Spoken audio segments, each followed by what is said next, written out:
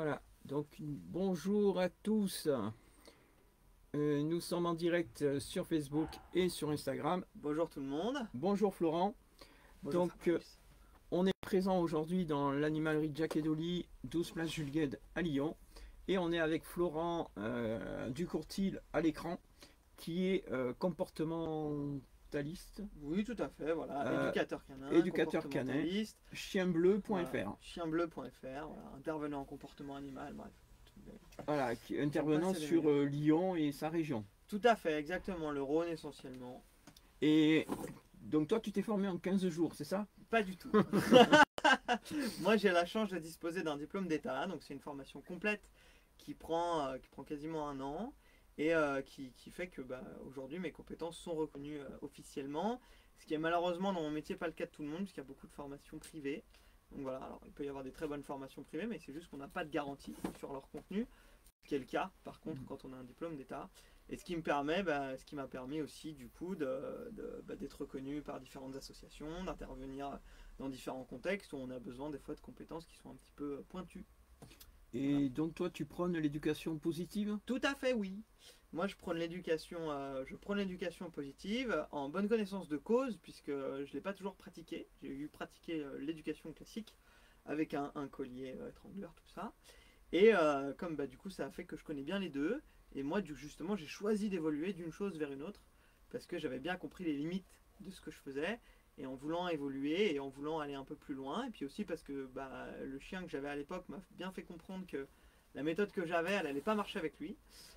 Donc j'ai dû changer et ça m'a permis d'avoir des vraies connaissances qui sont appuyées par des études scientifiques, etc. Voilà, donc on est sur des choses un petit peu carrées, un petit peu étayées. Donc c'est vrai que quand on aime son métier, on est content parce que ça permet d'être un petit peu sûr sur ses bases, et surtout ça permet d'avoir une belle capacité d'évolution, et voilà, et aussi la capacité de se remettre en question, ce qui est toujours important dans notre métier quand on fait du vivant, parce que sur le vivant, il n'y a jamais rien de fixe, donc il faut pouvoir bouger un peu. Merci pour ces explications Florent. Avec plaisir. Alors tu vas nous dire de quoi on va parler tout à l'heure, mais avant donc on fait un coucou à Marc Jonin de Lyon. Et on fait un coucou à Chris Olympe 69 qui également nous a rejoint, mais sur Instagram. Sur Insta. Ici Okay. c'est Insta. Voilà. Alors de quoi tu vas parler de cette conférence? Alors des loutres? Non. On va parler des chiots ce soir. Le thème de la conférence, c'est comment bien démarrer un chiot. Voilà. C'est ça dont on va parler. On va faire ça en deux parties. La première partie, on va se concentrer sur toutes les démarches préalables au fait que le chiot il arrive à la maison. Donc qu'est-ce qu'on fait avant que le chiot il arrive? Et dans une deuxième partie, on va s'intéresser justement au moment où le chien arrive à la maison et qu'est-ce qu'on fait avec lui quand il arrive à la maison, quelles sont les priorités à donner sur les enseignements et comment on s'organise pour que tout se passe bien au niveau du jeune chiot qui arrive à la maison. Alors, on va quand même demander sur Instagram là, si vous nous voyez bien et surtout si vous nous entendez bien. Oui, c'est important. Voilà, si vous pouvez nous dire si vous nous entendez bien. Voilà, le son, particulièrement. Voilà, et donc je rappelle et je confirme que les participants ce soir qui nous regardent pourront venir retirer un cadeau à partir de demain à la boutique Animalerie Jack et Dolly Lyon.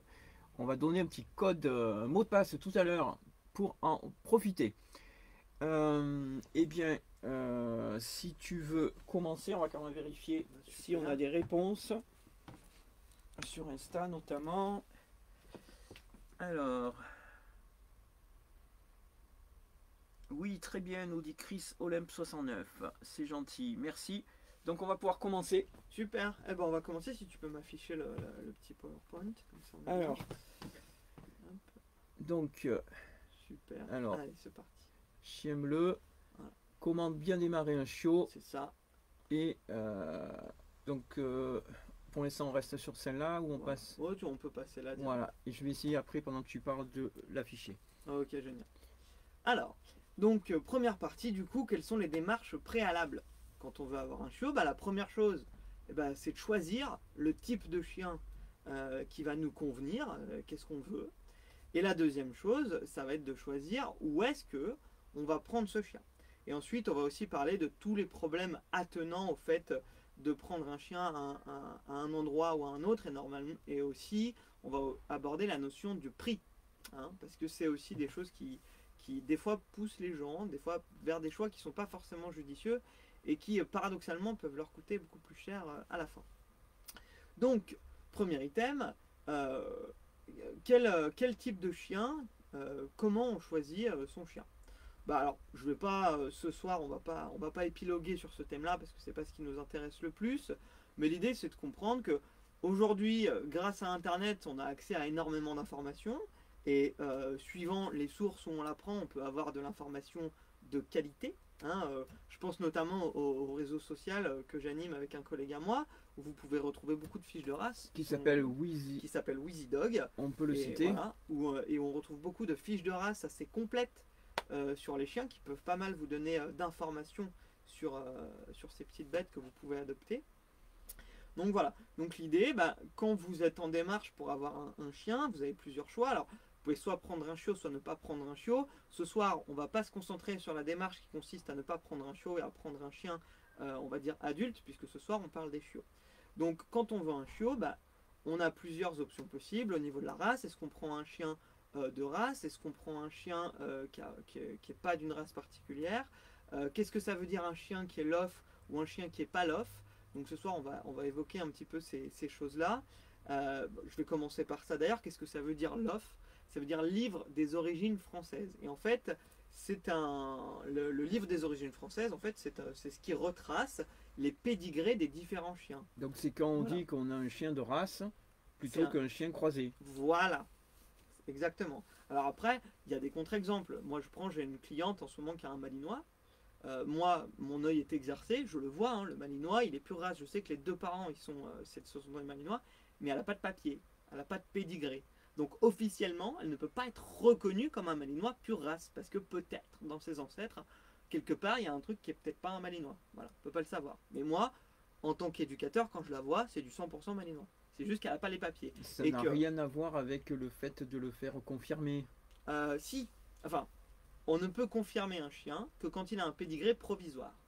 Et en fait, tout chien qui est issu d'un élevage avec des pédigrés, il va avoir, quand il naît, et on va transmettre à son futur propriétaire ce qu'on appelle un pédigré provisoire. Donc, après, suivant les propriétaires, soit on le laisse en l'état, et ça ne pose de problème à personne, soit, si on veut, et si peut-être on a un objectif de reproduction, on doit faire confirmer le pédigré, et dans ce cas, il faut aller dans une exposition pour faire passer ce qu'on appelle une confirmation. Voilà. Alors ce soir, je ne vais pas en mettre des caisses là-dessus parce que la plupart du temps, c'est pas ce qui intéresse les gens et même moi, en tant que professionnel, c'est pas forcément ce qui m'intéresse non plus, puisqu'un pédigré ne vous garantit en rien le fait que votre chien il aille bien ou le fait que votre chien il soit forcément en bonne santé. Oui. Okay, la seule chose qu'un pédigré vous garantit, c'est qu'on est sûr que tous les chiens qui sont dans l'arbre généalogique ont été considérés comme des chiens appartenant à la race que vous avez. Voilà. C'est ça. La seule chose que vous garantit un pédigré, c'est ça. Donc ça reste essentiellement de l'administratif. Après, on va voir que ce qui va nous intéresser, c'est surtout le sérieux des personnes qui ont produit le chien. Et que la plupart du temps, les personnes qui sont très sérieuses dans leur manière de produire des chiens, elles ont des chiens qui ont des pédigrés. Voilà. Mais c'est pas parce que le chien a un pédigré qu'il est forcément un très bon chien. Voilà, ça je pense que c'est important que ça soit dit. Donc c'est ça que ça veut dire. Un chien lof, c'est un chien qui a un pédigré puisqu'il est noté sur le livre des origines françaises. Et un chien non lof, eh bien il n'a pas de pédigré, donc il n'est pas noté sur le livre des origines françaises. Voilà. Donc ça, voilà, ça c'était pour cette distinction-là. Donc maintenant, comme je disais, ce qui compte pour un propriétaire, c'est d'arriver à choisir le chien qui va convenir le mieux à ses besoins. Et pour ça, soit vous pouvez vous informer par vous-même, parce que comme je le disais aujourd'hui sur Internet, eh bien, on a beaucoup de moyens de s'informer avec de l'information qui peut être de qualité sur ces choses-là. Soit, sinon, quand on n'est pas sûr, on peut aussi faire appel à des éducateurs comme moi, qui développent un service qui s'appelle le conseil à l'adoption. Et là, vous faites appel directement à un professionnel qui, grâce à des questionnaires assez précis, va pouvoir déterminer avec vous, en fonction de vos besoins, quelles sont les races ou types de chiens qui conviennent le mieux à votre foyer. Voilà. Donc ça, c'est aussi assez intéressant, c'est des choses qui se développent. Moi, j'ai plusieurs clients aujourd'hui qui viennent vers moi avant d'avoir le chien, justement pour ce type de prestation. Et ça nous permet justement de conseiller des choses et de permettre aux gens tout simplement d'avoir une vie plus facile avec leurs animaux. C'est l'objectif de ce service-là, sachant qu'il y a plus de 300 races de chiens répertoriées. Forcément, même nous les éducateurs, on ne les connaît pas tous sur le bout des doigts. Donc quand on est un particulier, on n'a pas forcément conscience de tout ce qui existe. Et c'est là où le professionnel a peut-être une valeur ajoutée à apporter. Voilà. Alors maintenant, ce qui va surtout nous intéresser aujourd'hui, enfin une grosse partie de ce qui va nous intéresser, c'est où et comment on se procure un chiot quand on veut un chiot. Mettons, on a pris notre décision, on sait quel type de chien on veut. Okay, donc à partir de ce moment-là, on va chercher à du coup se procurer cet animal. Et pour ça, on a plusieurs types de personnes qui vont pouvoir nous procurer cet animal. On va avoir notamment des gens qu'on appelle des éleveurs. Qu'est-ce que c'est un éleveur? C'est une personne qui a ce qu'on appelle un affixe. Alors c'est une personne qui fait du chien de race du coup, donc avec des pédigrés. Et donc cette personne elle a un affixe. Ça veut dire quoi? Ça veut dire que le chien, il a un titre derrière son nom. Voilà, c'est le nom de l'élevage. Je prends un exemple, moi j'avais un berger blanc, il vient alors je sais pas pour leur faire de la pub, c'est juste pour l'exemple, hein. Il vient d'un élevage qui s'appelle le Bois des Ternes. Donc son nom, c'était Baïkal, il s'appelait Baïkal du Bois des Ternes. Parce que c'est le nom de l'élevage, ok? Donc ça, c'est la définition d'un éleveur. Alors après, chez les éleveurs, moi je fais un distinguo. Il y a des éleveurs que je vais appeler des éleveurs professionnels, dans le sens où c'est des éleveurs plein temps. C'est-à-dire qu'il y a des gens qui font de l'élevage, qui ne vivent que de ça. Donc généralement, on va être sur des élevages qui sont assez importants, où on va avoir plusieurs lignées, on va avoir un nombre assez important de femelles et au moins quelques mâles reproducteurs. Donc c'est des élevages qui sont conséquents en termes de taille. Voire plusieurs races différentes. Voilà, justement, je vais y venir à ça. Je vais y venir. Après, on va avoir les éleveurs que moi je qualifie des éleveurs passionnés. Donc ça reste des professionnels. C'est juste que c'est pas leur activité principale. Donc c'est des gens qui ne vont pas faire que ça. C'est-à-dire qu'ils vont avoir 1, 2, 3, 4 portées par an. Voilà. Donc c'est-à-dire qu'ils ont une autre activité à côté. Et ensuite, on va avoir effectivement des élevages multiraces. Et dans ces élevages-là, il y a des distinguos à faire. Par exemple, si vous tombez sur un élevage multirace, je ne sais pas, qui fait du chien suisse, comme par exemple du grand bouvier suisse, du bouvier bernois, du bouvier de l'Entelbush, etc. On va être sur des typologies de chiens qui se ressemblent. C'est sûrement une personne qui est passionnée de ce type de chien-là et qui a choisi de... Voilà. Donc là, a priori, on a une preuve de professionnalisme. Mais si vous tombez dans un élevage qui fait du bichon maltais, du Saint-Bernard et du berger australien, c'est des chiens qui n'ont rien à voir entre eux. Donc là, on est clairement sur une structure qui va être plutôt sur une logique productiviste, qui va chercher à faire l'argent. Donc a priori, on est sur, au niveau qualitatif, quelque chose qui est un petit peu moins bon.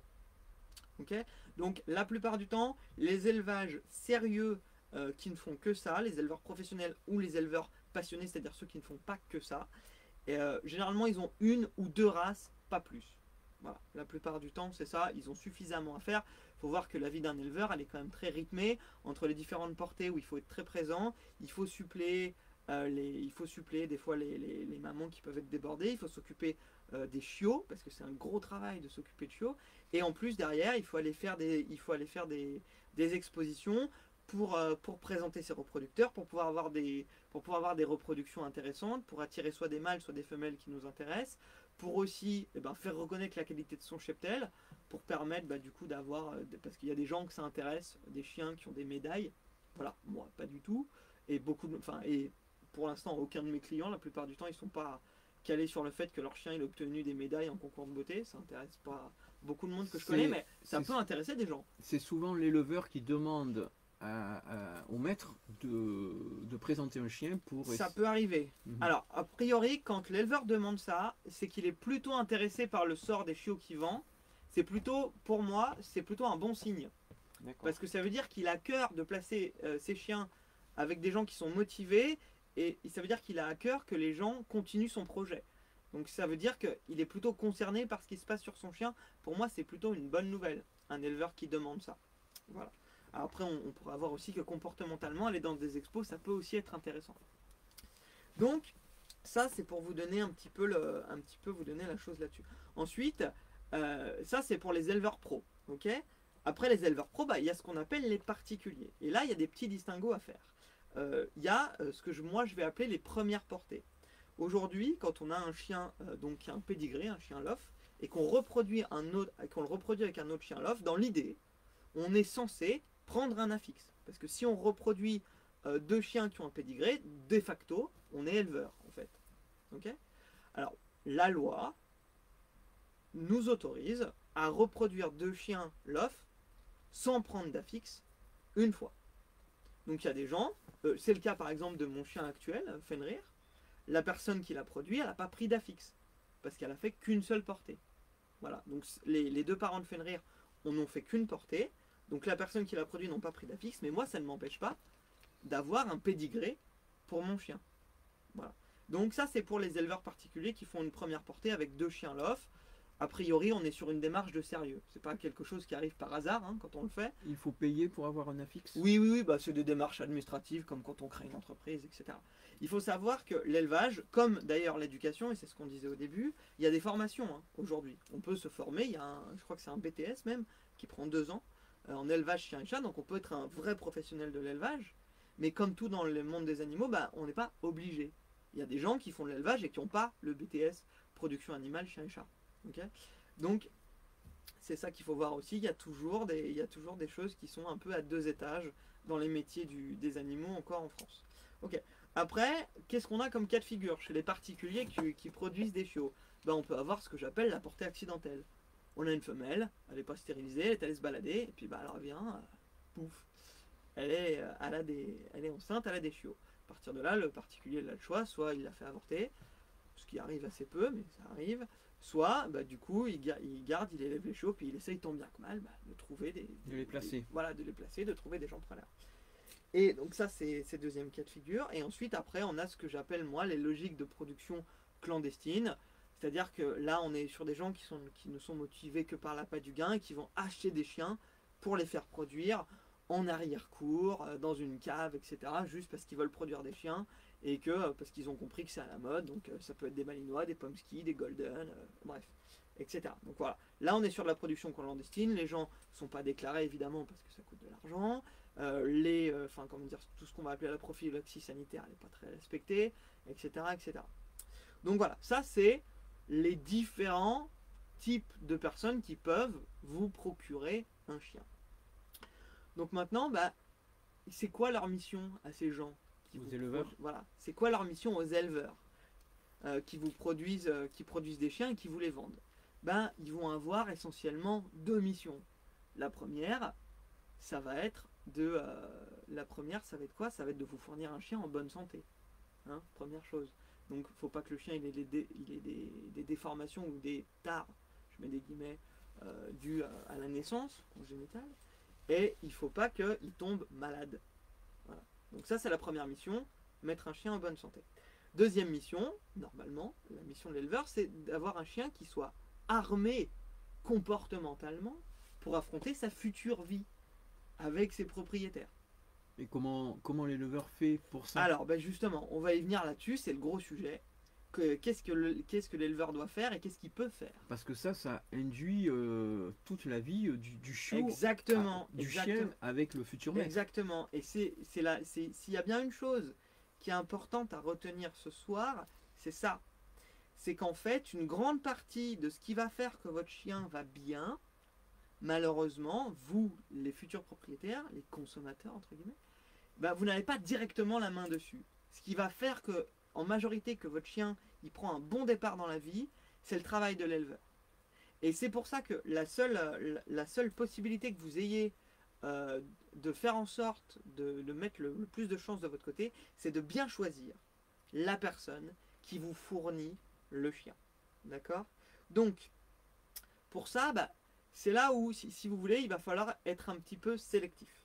Il va falloir regarder un petit peu ce qui se passe. Et pour ça, il faut qu'on aborde 2 notions un peu scientifiques qu'on va appeler, je crois que c'est la slide d'après, il me semble.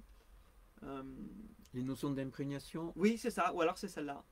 Si, c'est celle-là. Ouais, non, c'était celle-là. C'était celle-là. Donc, on va aborder donc, la notion de période d'imprégnation et la notion de privation sensorielle. Je vous explique. En fait, le chien, quand il naît, le chiot, quand il naît, c'est pas loin d'être une larve, quelque part, un petit peu comme un tout petit kangourou. Donc c'est un animal qui est très très vulnérable. Les oreilles sont fermées, les yeux également, donc il n'entend rien, il ne voit rien. La seule chose qu'il ait pour lui, c'est le sens du toucher et le fait qu'il ait faim. Et il va avoir ce qu'on appelle un réflexe de fouissement qui va venir lui permettre de se blottir contre sa maman. Ça, c'est le premier mois. Au bout du... Donc, je ne vous en fais pas d'état là-dessus, hein, mais au bout du premier mois, le petit chiot va arriver à avoir beaucoup plus de contrôle moteur, les oreilles et les yeux vont s'ouvrir, et le chien, le très jeune chien, le petit chiot, va pouvoir s'ouvrir au monde. Et à partir de là commence une période qu'on appelle une période d'imprégnation ou période de socialisation. Ça a porté plusieurs noms. Et en fait, dans cette période-là, on a un chiot qui a un cerveau qui est extrêmement malléable. C'est de la pâte à modeler. Donc toutes les expériences qu'il va faire vont s'imprimer très fort. Qu'elles soient bonnes, ou qu'elles soient mauvaises. D'accord ? Et en fait, pendant cette période-là, alors, suivant les chiens, c'est des périodes qui peuvent durer plus ou moins longtemps. Chez l'ancêtre du chien, chez le loup, elle dure 2 à 3 semaines. Et chez certaines races de chiens, elle peut durer jusqu'à 4 mois. Donc ça peut être assez long. Okay ? Il faut savoir que vers la fin de cette période d'imprégnation, on a une période d'aversion. C'est-à-dire qu'au départ, le chien, il est curieux de tout pendant cette période-là. Et il ne se soucie pas beaucoup de sa sécurité. Mais vers la fin de cette période-là, il va avoir ce qu'on appelle une période d'aversion où justement, il va commencer à se dire que peut-être tout est potentiellement dangereux. Et en fait, ce qui va faire que ça va bien se passer, ça va être de gérer bien ces deux périodes. Et là où j'en viens, donc c'est là où normalement est le boulot de l'éleveur. C'est que l'éleveur, il est censé faire en sorte que le chien, il aille bien physiquement, il ait une bonne santé physique, mais il est censé aussi l'ouvrir au niveau comportement aux choses de la vie, au monde en fait finalement. Et pour ça, eh ben, il doit le faire sortir pour que le chien il voit des choses. Mais il doit toujours le faire dans des conditions de sécurité justement pour éviter que le chien ne se traumatise. Donc il doit être prudent et il doit y aller progressivement pour que le chiot il puisse voir des choses, voir du monde et commencer à imprimer son cerveau avec tout ce qui va un peu constituer sa vie future. Et il n'y a pas aussi une notion de timing, c'est-à-dire une notion de temps, du moment où on peut récupérer un chien, que le chien reste, je sais pas moi, 2 mois, 3 mois chez l'éleveur. Justement, j'y viens. La plupart du temps, c'est quand vous prenez un chien, si vous le prenez plutôt vers 3 mois que vers 2 mois, c'est mieux. Parce que ça veut dire que le chien, il a passé plus de temps avec sa maman, il a passé plus de temps avec des congénères et a priori dans un contexte où l'éleveur est censé lui faire des choses. Et l'éleveur c'est un professionnel, donc normalement il est censé le faire bien. D'accord ? Donc plus vous le prenez tard, entre 2 et 3 mois, mieux c'est. Parce que ça veut dire qu'il est un peu plus compétent quand il arrive chez vous vers 3 mois et il est aussi un petit peu moins attaché à ses parents. Alors je connais 2 façons d'élevage, enfin, dis-moi. Au moins 2. Il y en a une pour avoir côtoyé beaucoup d'éleveurs dans ton métier d'avant, ouais. En début de mon activité. J'avais des éleveurs que moi j'appellerais de famille. Donc ils avaient le chien, comme moi mon propre chien, Idylle. Elle était, son éleveur, Idylle vivait dans la maison avec les enfants, avec l'éleveur. La dame me disait, ben, au moins quand je passe l'aspirateur, le chien il entend l'aspirateur. Bien sûr. Après il y a d'autres éleveurs un peu plus gros, on va dire, mais à peine, qui eux ont des chenilles, et ça ne sera pas à la maison, quoi. Ça sera pas à la maison. Alors après, ça peut dépendre.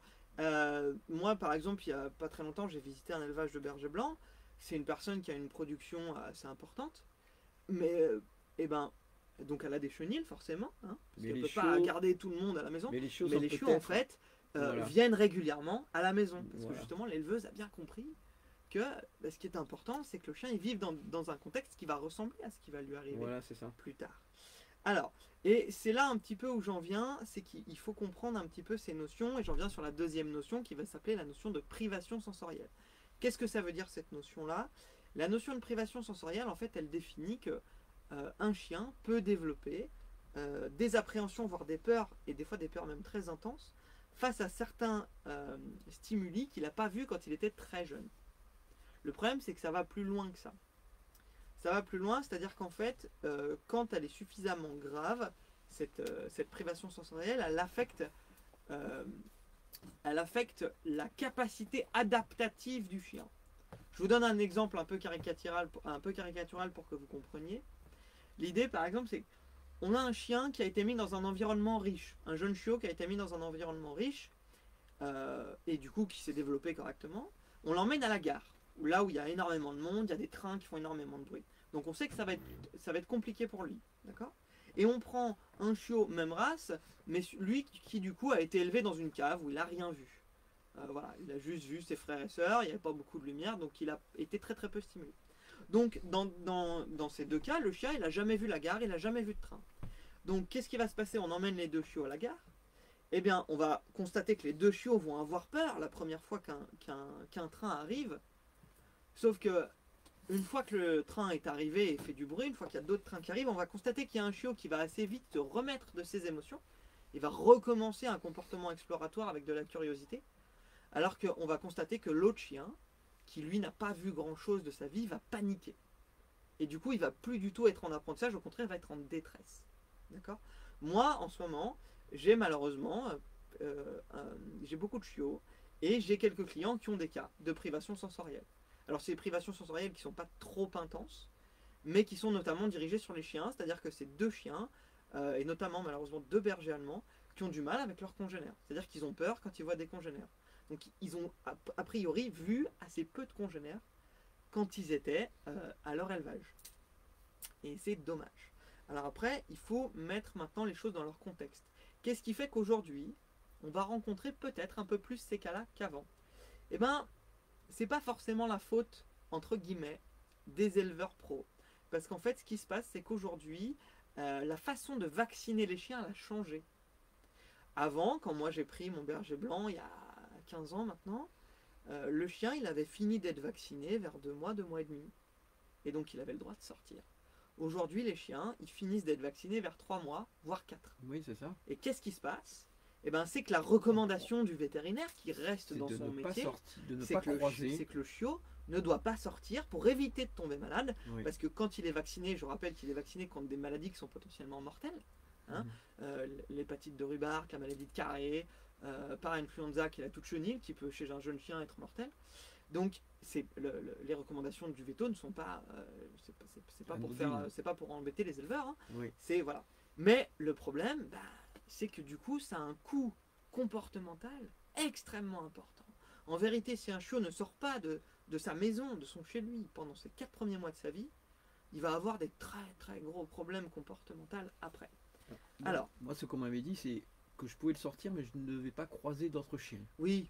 Alors après, aujourd'hui, et notamment en France, la plupart des chiens, parce que c'est une obligation légale, sont vaccinés. Donc en vérité, il y a assez peu de chances que le chien attrape une maladie, puisque tous les autres chiens sont vaccinés, donc les maladies circulent moins. Elles ne circulent pas du tout, mais elles circulent moins. Après, il y a aussi des maladies qui peuvent s'attraper par les excréments, des fois l'eau, par exemple la leptospirose, qui est elle transmise par les rongeurs. Elle peut se transmettre, si un rongeur boit dans une flaque et qu'un chien boit dans une flaque après, s'il n'est pas vacciné, il peut attraper une lepto. Alors aujourd'hui d'ailleurs, la lepto a beaucoup évolué, donc elle a des formes, un peu comme le Covid. Elle a évolué, elle a plusieurs formes. Donc aujourd'hui, on est obligé d'augmenter un peu la vaccination sur la lepto, parce qu'il y a plusieurs formes de lepto contre lesquelles vacciner. Mais bon, ça c'est un autre débat. Donc l'idée c'est quoi? C'est de comprendre que les éleveurs, malheureusement, il y a des fois, ils se sentent un peu contraints de suivre les recommandations vétérinaires, puisque comme on l'a vu, un de leurs premiers soucis, c'est de vous fournir un chien qui est en bonne santé. Hein? Donc forcément, ils se sentent un peu obligés. Et pourquoi la vaccination a été repoussée de quelques semaines? Ça, c'est pas mon... Je pourrais faire intervenir une connaissance à moi qui est un vétérinaire pour qu'il nous explique. Mais moi, du coup, je sais que les process de vaccination ont changé. C'est peut-être aussi parce qu'on essaye d'être un petit peu plus large dans ce qu'on vaccine. Malheureusement, là, c'est pas ma compétence. C'est les laboratoires. Voilà, c'est les laboratoires aussi qui ont changé. Parce que, et c'est aussi malheureux, aujourd'hui, il y a encore beaucoup de vétérinaires qui ont très peu cette notion de comportement. Donc pour eux, le chien il sort pas pendant 4 mois, c'est pas grave, il va jouer dans le jardin. Non, le problème c'est que ça marche pas comme ça. Alors, moi je serais un éducateur vénal, je serais très content, hein, parce que moins ils sortent, plus ils ont de problèmes, plus les gens m'appellent. Mais c'est pas l'idée. L'idée c'est que le chien il aille bien et que vous alliez bien avec votre animal.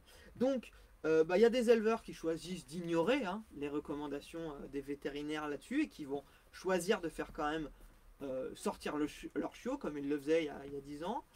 Et puis il y a des éleveurs qui vont considérer que le veto il n'a pas tort et que bah, voilà. Et qu'on ne va pas les faire sortir. Par contre, ils vont s'organiser. Ils vont mettre en place ce qu'on appelle des parcs d'éveil, où le chien il va avoir accès à des textures différentes, à des sons. Ils vont mettre en place des radios dans des enclos, par exemple, pour que le chien soit habitué à des bruits de la ville. Alors évidemment, c'est pas aussi efficace que si le chien il était vraiment allé en ville, bien sûr. Mais voilà, il y a des éleveurs qui trouvent aussi des méthodes compensatoires pour faire en sorte que le chien il est quand même comment dire, certaines compétences quand il va arriver chez vous. Donc Alors, maintenant qu'on a... je Oui, te fais juste une petite parenthèse. dis-moi. On fait un petit coucou là aux personnes qui nous ont rejoints. Il y a Souhaite, il y a Clémence de Cosmo Chat qui était en direct avec nous hier pour la conférence chat. Ah bah je lui remercie d'être présente ce soir, ça me fait plaisir. Voilà, coucou Clémence. Il y a Sérénite Animal qui doit être un ou une pro des chats. Des chats et des chiens. Et je me demande si ce n'est pas... oui, et ben c'est Tiffaine qui est venue cet après-midi, Ok. qui organise également une journée du handicap canin le dimanche 28 avril au parc de Miribel-Jonage. On aura l'occasion de faire un post sur les réseaux pour l'annoncer également. Moi qui suis concerné au premier chef, je trouve que c'est très bien de parler de handicap, même quand ça concerne les chiens. Voilà, merci Tiffaine d'être présente. Et on remercie également Marilyn Clean Passion Nettoyage Lyon qui nous a rejoint. Et puis à l'instant, on a Agathe. Je passe le bonjour du coup. Et on a Agathe AMT qui nous a rejoint. Ok, et ben enchanté. Voilà, je te laisse poursuivre, Florent. Alors, si jamais il y a des questions en cours, n'hésitez pas. Si vous avez des questions parce que vous avez pris le truc en cours, faut pas hésiter. Voilà, Allez, Florent posez. répondra. Voilà, À avec la plaisir. Donc j'en étais où? Voilà. Alors, je parlais des éleveurs qui, du coup, malgré les recommandations vétérinaires, arrivent à mettre en place des mesures compensatoires pour faire en sorte que les chiens aient quand même un aperçu un petit peu de ce qui les attend dehors. Alors, qu'est-ce qui découle de tout ça? Qu'est-ce qui découle de tout ça? La vraie question, c'est justement quelles questions poser et que regarder quand on veut choisir un chien dans les bonnes conditions. La première chose, qui pourrait paraître évidente, mais si vous habitez en ville et que vous cherchez un chien, si vous trouvez un élevage qui vous convient, qui est en ville, privilégiez celui-là. Parce qu'a priori, les chiens, ils sont déjà, ils sont nés dans un environnement qui ressemble à celui dans lequel ils vont vivre ensuite. D'accord? C'est un cas qui se produit souvent, parce que la plupart du temps, les élevages de chiens sont dans des milieux ruraux. Hein. Oui. Un cas qui revient très souvent et qui malheureusement peut avoir des conséquences absolument délétères, c'est qu'un chien est élevé en campagne, donc il est habitué à entendre un tracteur qui passe tous les 3 jours, et il va arriver en plein Lyon, au pied de la Part-Dieu, où il y a des gens partout, il y a du goudron, il ne sait pas ce que c'est, et en fait pour un chien, ça peut être extrêmement traumatique. Moi malheureusement j'ai eu plusieurs fois des cas de chiens qui sont dans ces cas-là et qui vivent un enfer absolu. C'est-à-dire qu'eux vraiment tout les agresse quoi. Et en fait s'ils sortent pas de ce contexte, pour pouvoir y revenir sur leurs conditions, ils vont jamais arriver à évoluer. Et c'est des chiens qui doivent être traités avec un traitement médicamenteux très lourd. Enfin, c'est pas rigolo quoi. C'est vraiment pas drôle. Donc l'idée, première chose déjà, quand vous regardez les gens qui produisent les chiens, essayez de sélectionner ceux qui habitent dans des environnements qui ressemblent à l'environnement dans lequel vous vivez. C'est le premier critère qui peut vous aider. Ensuite, quand on est à l'élevage, quand on est avec la personne, il y a plusieurs petites questions qui peuvent nous aider à savoir un petit peu. Après, il y a des choses assez factuelles, par exemple, demander si c'est la première portée de la chienne. Parce que, forcément, une chienne qui a déjà eu des portées, elle est un petit peu plus douée qu'une chienne pour qui c'est la première fois. Elle sera une meilleure maman. Normalement, oui. Normalement, oui. Alors après, une autre question qui en découle, c'est le nombre de chiens dans la portée. Forcément, la mère, elle n'a pas le même boulot si elle a 4 chiots que si elle en a 12. Et donc, il y a forcément sur une portée de 12 des chiots qui vont être un petit peu laissés pour compte. Et ça arrive 12 ans. Oui, ça arrive. Alors après, ça dépend des races, mais on prend le Labrador, par exemple, ou le Golden, qui peuvent être des races extrêmement prolifiques. Et du coup, voilà. Alors, après, des bons éleveurs peuvent compenser ça. Hein, un bon éleveur, il va se lever la nuit pour donner le biberon, etc. Et notamment dans les élevages qui peuvent être assez importants, ils ont aussi des femelles suppléantes. Donc il y a des femelles qui font partie de l'élevage qui vont venir aider la maman. Ah oui. Oui, voilà, ça peut arriver. Moi, la dernière fois que je suis allé voir un élevage, les chiots, ils étaient pas qu'avec leur mère, ils étaient avec d'autres chiens. Donc ça permet déjà à la mère de souffler un peu, hein, parce que c'est comme chez nous. Hein. Quand on les a toute la journée, les gosses, au bout d'un moment, c'est compliqué. On a envie de se décharger un peu, puis ça permet aussi aux chiots de voir d'autres chiens que leur mère. Voilà. Alors, après, la plupart du temps, c'est des femelles, parce que une mère qui est allaitante, elle va être assez repoussoire avec les chiens mâles, surtout dans les premiers temps. Mais moi, par exemple, une des choses qui fait que Fenrir, il a eu un bon départ dans la vie, mon chien à moi, c'est qu'il a été éduqué dans une maison avec sa maman et son papa. Donc au départ, son papa, il n'avait pas le droit de s'approcher. Et puis quand les chiots ont arrivé vers 1 mois et demi, 2 mois, où ça commence à devenir turbulent, où ça tire sur les mamelles, où ça accroche un peu à la maman et où la maman elle a du mal à gérer. Parce qu'à 1 mois et demi, suivant la race, les chiots ils peuvent être assez dynamiques. Hein. Et des fois, la maman elle se fait concrètement harceler par ses chiots. De temps en temps, quand le père il est là pour dire on se calme un peu, bah, c'est bien aussi. Alors, c'est assez rarement le cas dans les élevages. La plupart du temps, c'est plutôt d'autres femelles qui vont venir aider, ce qui est très bien. Donc, voilà, ça peut être aussi une question à poser. Donc, combien de chiots a eu la femelle? Est-ce que c'est sa première portée? Alors, il faut quand même, à un moment, il faudra forcément qu'il y ait une première portée. Hein. Donc, on ne peut pas toujours avoir des chiens avec des chiennes qui sont hyper expérimentées. Mais ça peut être un critère. Et ensuite, bah, c'est à vous de regarder l'implication de l'éleveur et de lui poser des questions. Qu'est-ce qu'il a fait avec ses chiens? Qu'est-ce qu'il a mis en place pour que le chien il aille bien? S'il est en plein territoire rural avec rien à côté, est-ce que le chien il a vu est-ce que le chien il l'a emmené quelque part? Et s'il l'a pas emmené, est-ce qu'il a mis en place des choses? Est-ce qu'il a ouvert sur des parcs d'éveil? Est-ce que le chien il a interagi avec d'autres chiens de l'élevage? Etc. etc. Donc ça, toutes les questions à poser, ça va être ça. Ça va être votre manière de mesurer un petit peu le sérieux de ce qui se passe. Alors après, il peut y avoir aussi des avantages à des élevages ruraux. Par exemple, des chiens qui seraient confrontés très tôt à des chevaux, des vaches, des poules, et qui comprendraient du coup, parce qu'ils ont été confrontés très tôt dans leur vie, que bah en fait ça se mange pas. Voilà, c'est pas des jouets, ça se poursuit pas. Donc bah du coup, parce qu'il y a beaucoup de chiens de ville par exemple, quand ils arrivent à la campagne, ils voient une vache ou un cheval pour la première fois, c'est la débandade quoi. Le chien il voudrait croquer dedans et c'est pas possible. Donc il y a des fois des propriétaires qui galèrent à cause de ça. Mais Donc, alors, si on prend un chiot dans une ferme et qu'on arrive en plein centre-ville de Lyon, qu'est-ce qu'on peut faire pour que le chiot s'adapte au mieux? et ben c'est là où vous allez devoir en fait prendre le temps, et c'est ce qu'on va évoquer majoritairement dans la deuxième partie, mais c'est l'idée, ça va être de prendre le temps avec son chiot et surtout d'être attentif à son état émotionnel. C'est-à-dire que si on voit que pour le chiot tout est compliqué, au lieu de se dire bon, ben du coup on va attendre qu'il grandisse un peu, ça ira mieux après, a priori ça va pas aller mieux après. Si on voit que le chien il est dans un état où vraiment il a beaucoup de mal avec l'extérieur, il faut tout de suite faire appel à un professionnel. Parce que si le problème n'est pas pris tout de suite, il va prendre des proportions qui vont être de plus en plus grandes. Et du coup, après, ça va demander de plus en plus de travail et possiblement un traitement médicamenteux.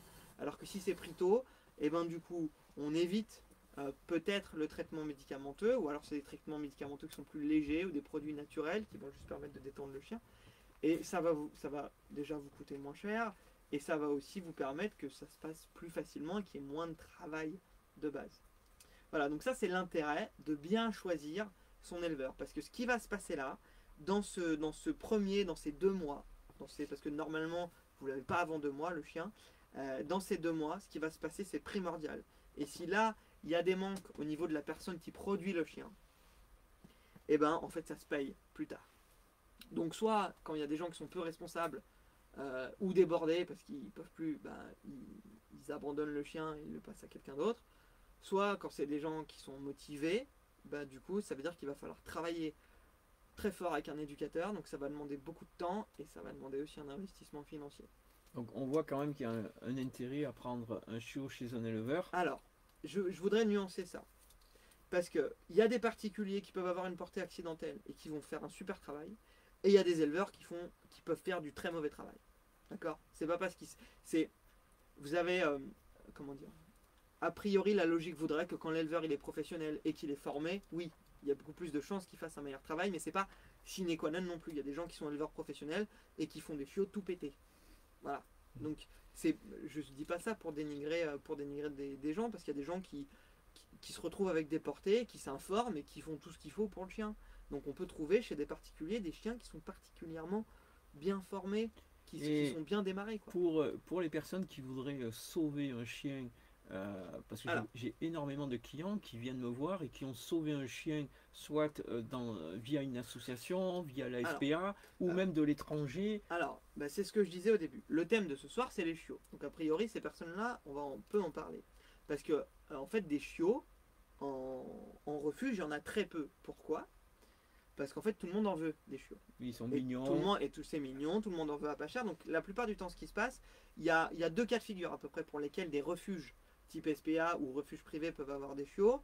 Soit c'est une saisie, notamment dans des appartements insalubres ou enfin, voilà, à cause de plaintes de gens qui s'occupent pas de leurs chiens, etc. Donc on saisit notamment des fois chez des éleveurs, on va dire, comme je disais, qui font de la production illicite.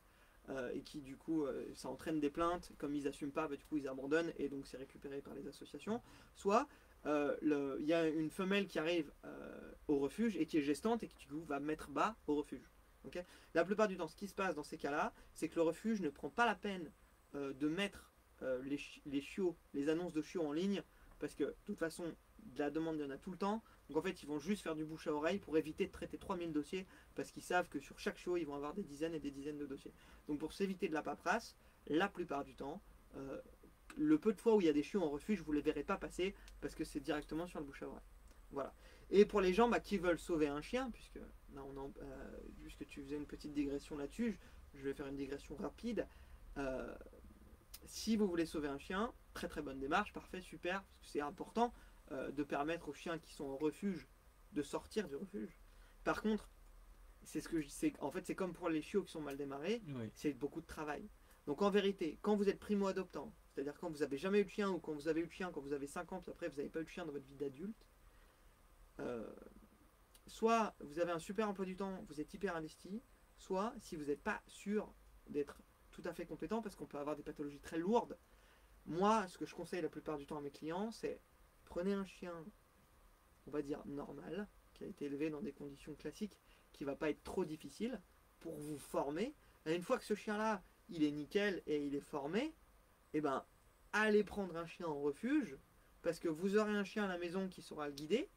Alors, bien sûr, on s'entend, ça veut dire qu'on prend un chien en refuge qui n'a pas une problématique accentuée sur ses congénères, sinon c'est pas possible. Hein. Mais ça veut dire quoi? Ça veut dire que du coup, vous serez compétent et vous aurez en plus un assistant à la maison qui va être compétent aussi. Donc là, vous allez vraiment sauver un chien. Parce que s'il y a une chose qu'on n'a pas le droit de faire, c'est ressortir un chien d'un refuge pour l'y remettre après parce qu'on ne peut pas le gérer.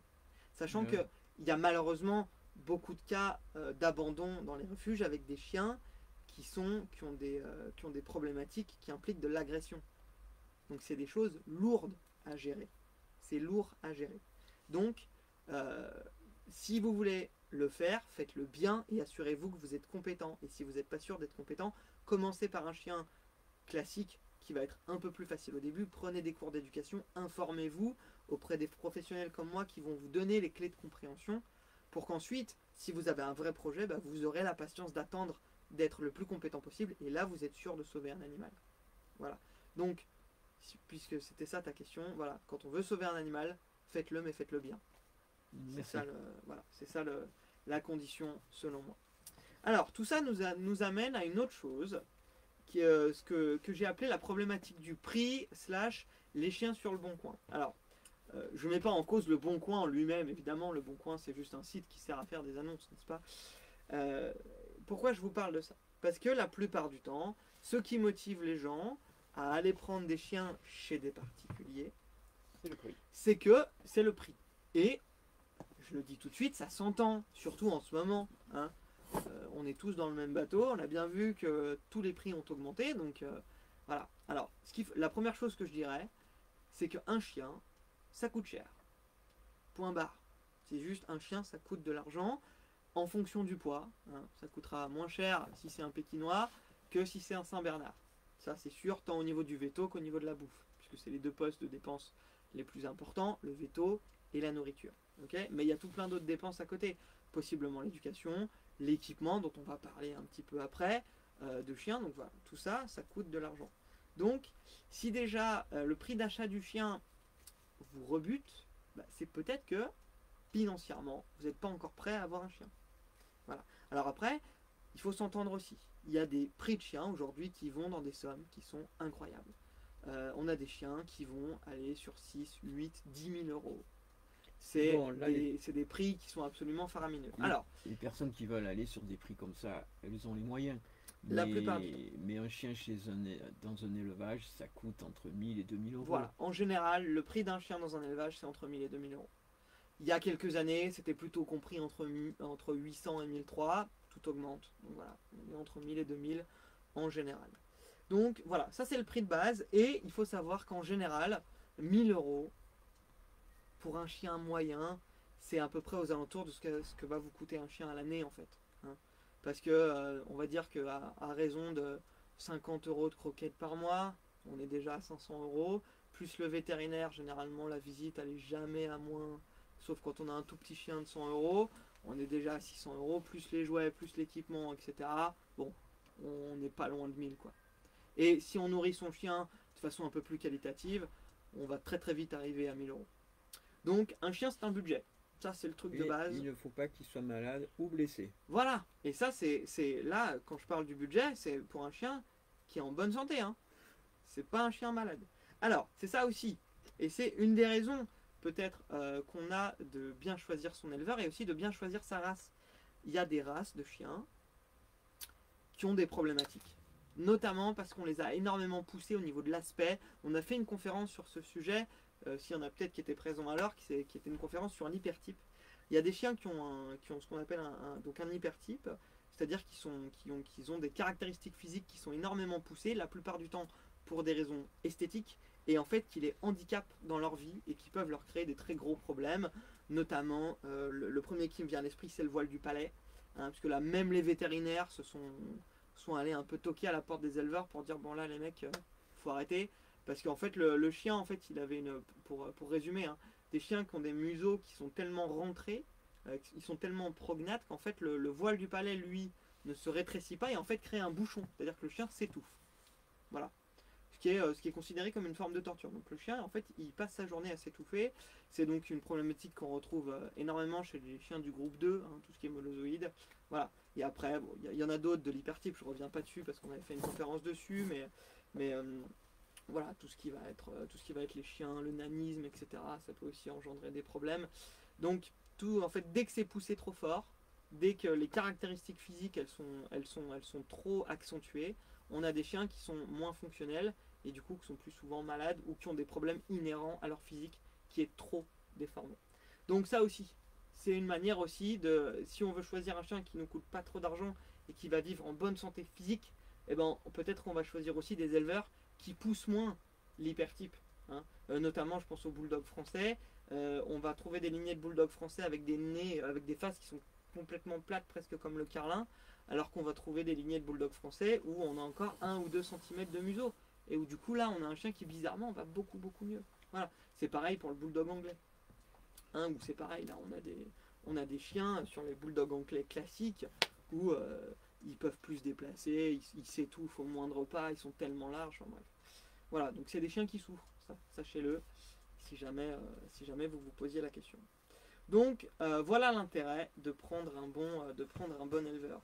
Et donc ce qu'il faut comprendre, c'est que quand on cherche des chiens sur le bon coin, donc on peut tomber, comme je disais, hein, sur des propriétaires, soit qui ont eu une portée accidentelle, voilà, bon, et qui peuvent être des gens de bonne foi, qui ont essayé de faire tout ce qui était en leur pouvoir pour avoir des chiens. Si c'est des gens qui ont une famille qui ressemble à la vôtre, qui vivent dans un environnement qui ressemble au vôtre, hein, a priori, il y a d'assez bonnes chances pour que le chien qui vont vous vendre, eh ben, il soit adapté à ce que vous allez faire avec lui, puisqu'il a été élevé dans un contexte qui ressemble à celui que vous allez lui proposer.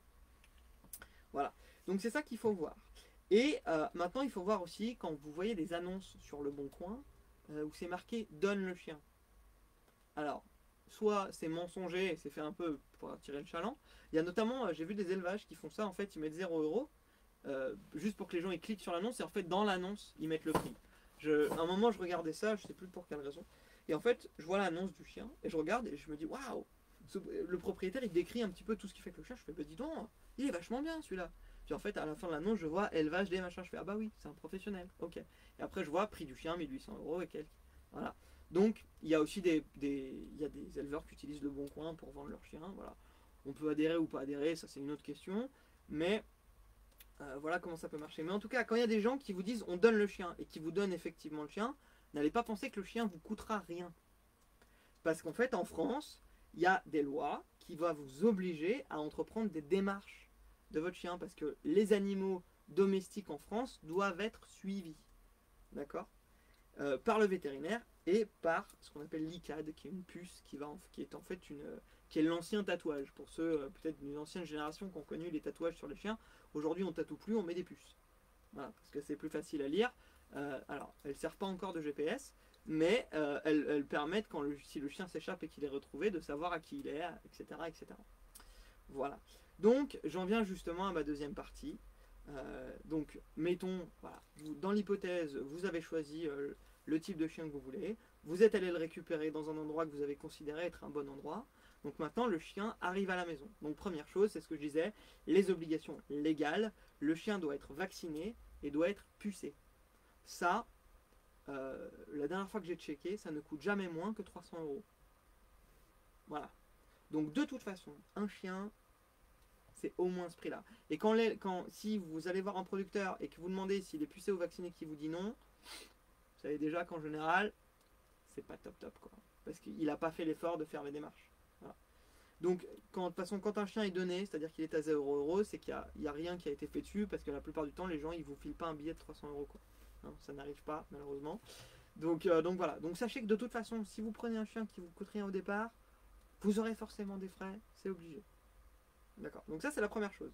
Une autre chose qui n'est pas une obligation légale, mais que je conseille très fortement, c'est de traiter contre les parasites externes. Tout ce qui va être pucétique, hein, parce que ça peut être dangereux pour l'humain. Hein, les tiques, ça transmet la maladie de Lyme, qui est très dangereuse pour l'humain. Et les puces, c'est pareil, c'est pas très agréable. Donc, bon, a priori, aujourd'hui, normalement, il n'y a plus besoin d'en faire des caisses là-dessus, mais voilà, sachez que on vous conseille très fort de traiter vos chiens. Il y a énormément de méthodes différentes de traitement qui existent. Après, voilà, je digresse pas là-dessus ce soir, sinon on y sera jusqu'à 22. Mais voilà, l'idée, c'est que il doit être pucé et vacciné, ça c'est la loi. Et moi, je vous conseille très très fort, et de toute façon, a priori, le vétérinaire va quasiment vous y obliger de le traiter contre les parasites externes. Voilà. Donc maintenant, le chien va arriver à la maison. Qu'est-ce qu'on doit faire? La première chose, aménager son emploi du temps. Parce que le chiot, il ne peut pas arriver le soir et que le lendemain, vous repartiez pour 8 heures de boulot. Ça va mal se passer. Hein? Donc, il va falloir avoir un peu de temps pour lui. Donc, soit il y a quelqu'un qui va pouvoir rester à la maison au début, soit on va aménager son emploi de temps, soit on va prendre des vacances pour pouvoir accueillir le chiot au départ. Okay. Alors, aujourd'hui, dans les faits, moi, comme je disais, en ce moment, j'ai énormément de clients qui ont des chiots. C'est quelque chose qui pose de moins en moins de problèmes. Parce qu'en fait, depuis le Covid, il y a eu énormément de développement du télétravail. Et c'est vrai que ça aide beaucoup les propriétaires à être présents au départ du chien. Donc voilà. Maintenant, il faut un peu de matériel quand il arrive le chien. Alors, ça ne va pas aller chercher très loin. Hein. Le matériel qu'il vous faut pour un chiot, c'est un couchage. Il faut qu'il y ait un lieu où se coucher le chien.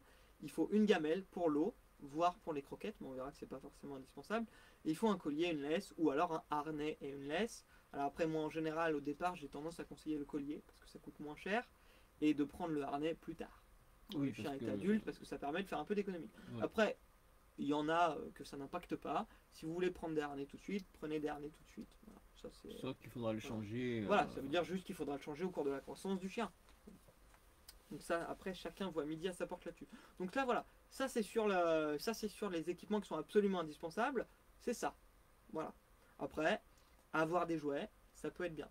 Il y a une chose aussi que peut vous fournir l'éleveur et que vous pouvez lui demander, qui peut aider à la transition, c'est un chiffon. Où il y a un doudou, un chiffon, l'odeur de la mère. Ou un t-shirt, avec l'odeur de la maman et de ses frères et sœurs. Ça peut l'aider en fait à passer ce traumatisme. Parce qu'il faut bien comprendre qu'en fait, le chien, chez les espèces animales type nidicole, comme le chat que tu as évoqué hier Avec Clémence. avec Clémence, et le chien, pour le coup, ils sont égaux sur ce truc-là, c'est qu'en fait, c'est des animaux qui quittent très très tard le bercail, quelque part. À l'inverse, par exemple, d'une antilope, d'un faon ou d'une biche, le faon, il naît, 2 secondes après, il est sur ses pattes. Littéralement, 2 minutes peut-être. Oui, on Voilà. a vu ça. Alors que, qu'est-ce que j'ai dit tout à l'heure, le chien, pour être opérationnel, il faut déjà 1 mois. Avant 1 mois, il est sourd et aveugle. Donc, c'est des espèces en fait qui ont une croissance lente à ce niveau-là. Et qui donc naturellement vont avoir tendance à quitter leur système familial vers l'adolescence, voire après, entre 6 et 1 an. Et là, bah, nous, à 2 voire 3 mois, on va justement l'enlever de son système familial pour le mettre dans un autre. Et ça, eh bien, c'est un traumatisme énorme. Voilà. C'est très dur à vivre pour le chien. C'est le ciel lui tombe littéralement sur sa tête, le monde s'effondre, donc c'est très dur. C'est très très dur. Et ça, il faut en avoir conscience. Donc il va lui falloir un certain temps. On a une règle chez nous, chez les éducateurs, que moi j'appelle le 3 au cube. C'est 3 jours, 3 semaines, 3 mois. En gros, il faut à peu près 3 jours au chiot pour réaliser qu'il ne va pas mourir.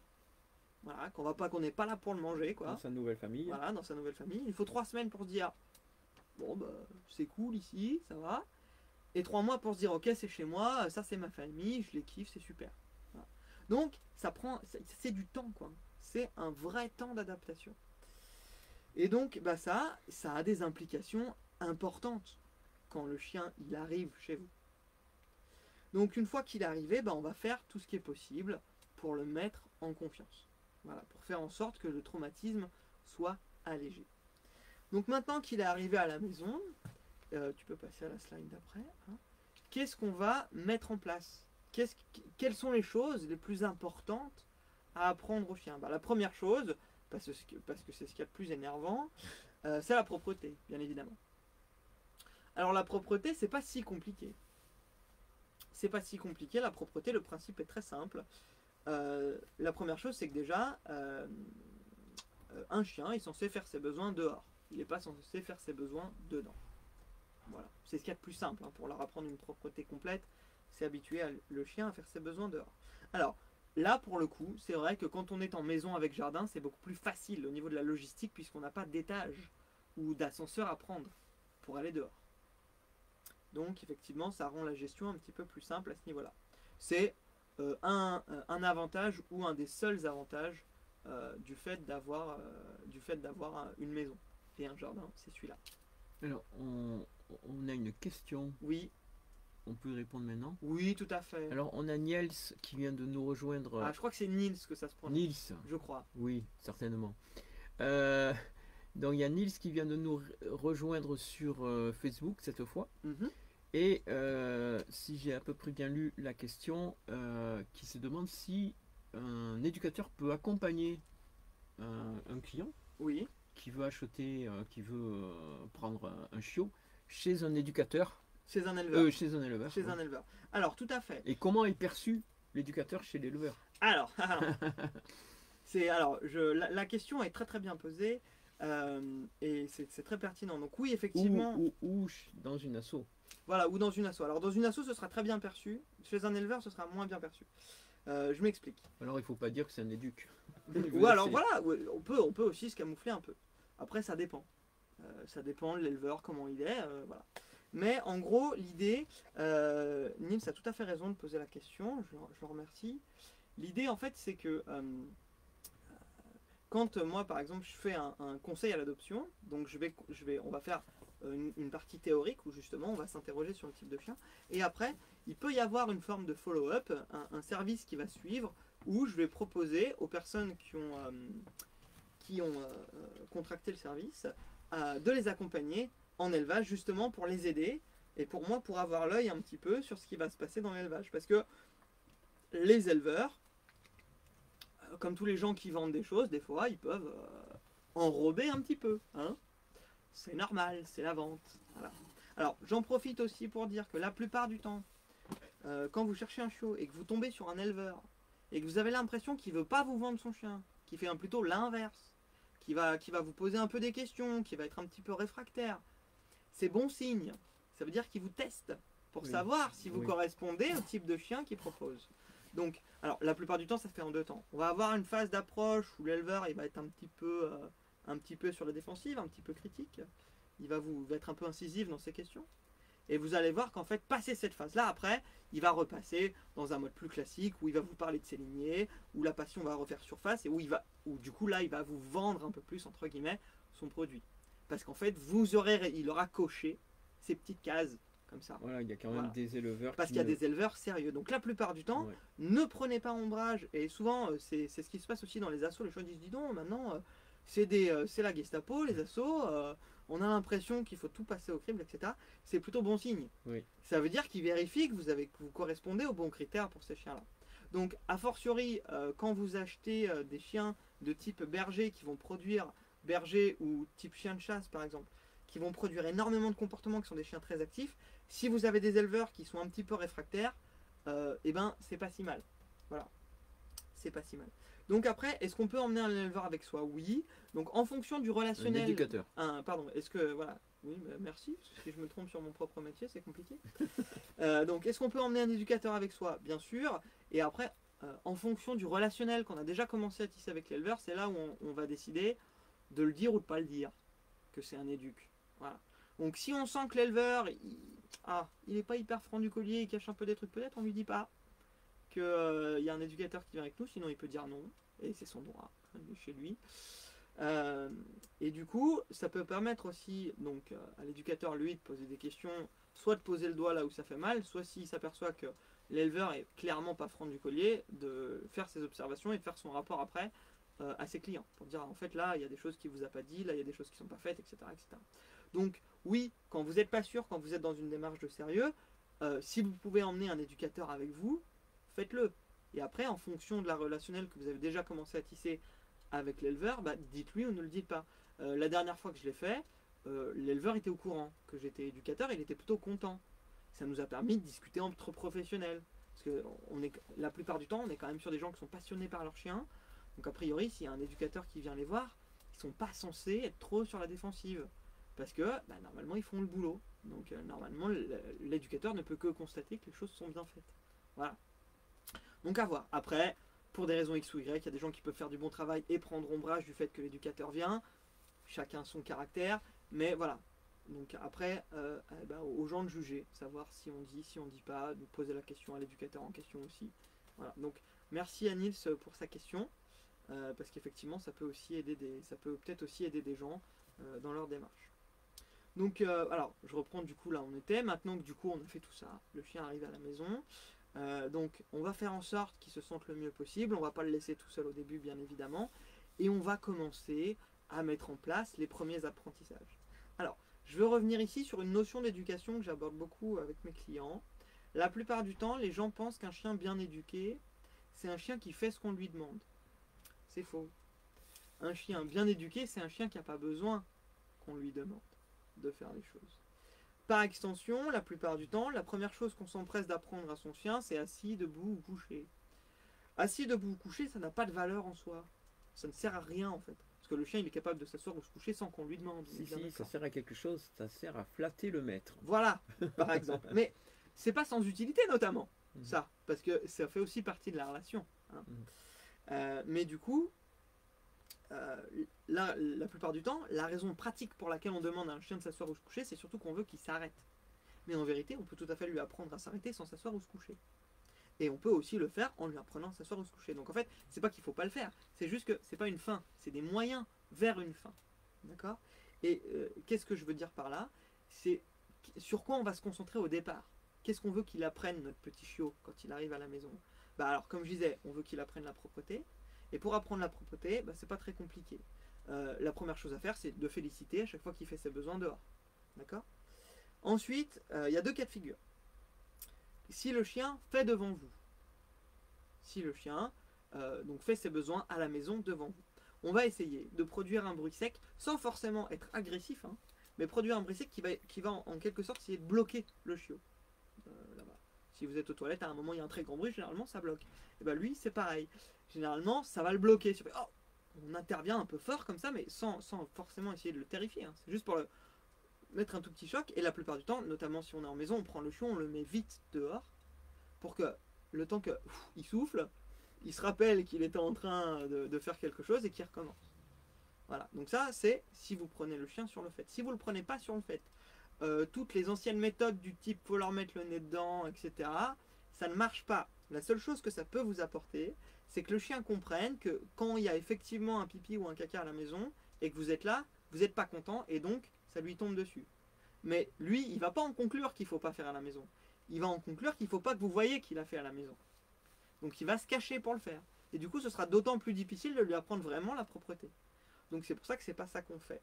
La plupart du temps, ce qui va suffire de faire, c'est de féliciter quand le chien il fait dehors et de l'interrompre quand il fait dedans. Ok? Et après, le truc, pour faire en sorte de maximiser la réussite, c'est de comprendre qu'un chiot, en fait, à chaque fois qu'il termine une activité, il va aller aux toilettes. Et en fait, il n'a pas un grand nombre d'activités quand il est chiot. Donc c'est-à-dire qu'il dort, il se réveille, on l'emmène dehors. D'accord? Il joue, il arrête de jouer pour se reposer, on l'emmène dehors. Ok? Et ensuite, il mange, un repas pousse l'autre, on l'emmène dehors. Voilà. Et en fait, ça, voilà, il n'y a pas besoin d'aller plus loin. La propreté, c'est aussi simple que ça. Alors, à l'écrit, bien sûr. Dans les faits, ça demande de manager un peu. Après, il faut savoir qu'un chien, il est rarement complètement propre avant 4 mois et demi. Voilà. Donc, ça aussi, il faut le savoir. Alors, j'en profite aussi pour revenir sur un phénomène un petit peu particulier, parce que je l'ai vécu beaucoup dernièrement avec mes clients qui ont des jeunes chiots. La plupart du temps, quand on évoque la propreté en bilan, ils me disent « Oh bah la propreté c'est bon ». Ils me disent « Ça fait une semaine qu'il est à la maison, c'est nickel, c'est parfait ». Et là je leur dis « En fait non, vous vous trompez ». Pourquoi? Parce qu'en fait ce qui se passe, c'est ce qu'on a vu, le chien quand il arrive, il est traumatisé, donc il est un petit peu en dedans de lui-même, il n'ose pas faire les choses, il n'est pas en confiance. Donc quand il est mis dans un environnement de type un peu plus naturel, bah, il va avoir tendance à faire ses glandes. Donc en fait, souvent, les premiers jours, bah, les propriétaires, ils s'emportent un peu, ils se disent « Oh bah dis donc, la propreté, ça allait super vite ». Parce qu'on a tous envie que ça aille vite, parce que ça plaît à personne hein, de nettoyer. Mais en fait, non. Et c'est ce que j'essaie de faire comprendre à mes clients, c'est qu'en fait, si votre chien fait pas ses besoins à la maison au début et qu'il les fait après, quelque part, c'est bon signe. Pourquoi? Parce que ça veut dire qu'il est détendu. Et donc en fait, c'est là que le véritable apprentissage, il va commencer. C'est à ce moment-là qu'on va lui apprendre qu'en fait non. Parce qu'en fait, le chien, il a une notion de la propreté au départ. Mais sa notion de la propreté qui est la sienne, qui lui est propre justement, c'est qu'on ne fait pas ses besoins là où on se couche. On ne fait pas ses besoins là où on dort. Mais le reste, c'est bon. Donc nous, tout ce qu'on veut, en fait, c'est de prendre cette notion-là et l'élargir à l'ensemble de la maison. Et aux intérieurs en général. D'accord? Mais une fois que ça c'est fait, bah, la propreté, elle est acquise. Alors après, pour ceux qui ont des problématiques un petit peu plus complexes, avec on voudrait pas qu'il fasse ça dans le jardin, mais là, ça c'est encore un autre apprentissage. Mais la première chose, c'est le chien ne fait pas ses besoins à la maison et donc on va l'emmener aussi souvent que nécessaire dehors. Et à chaque fois, on va féliciter quand il fait ses besoins.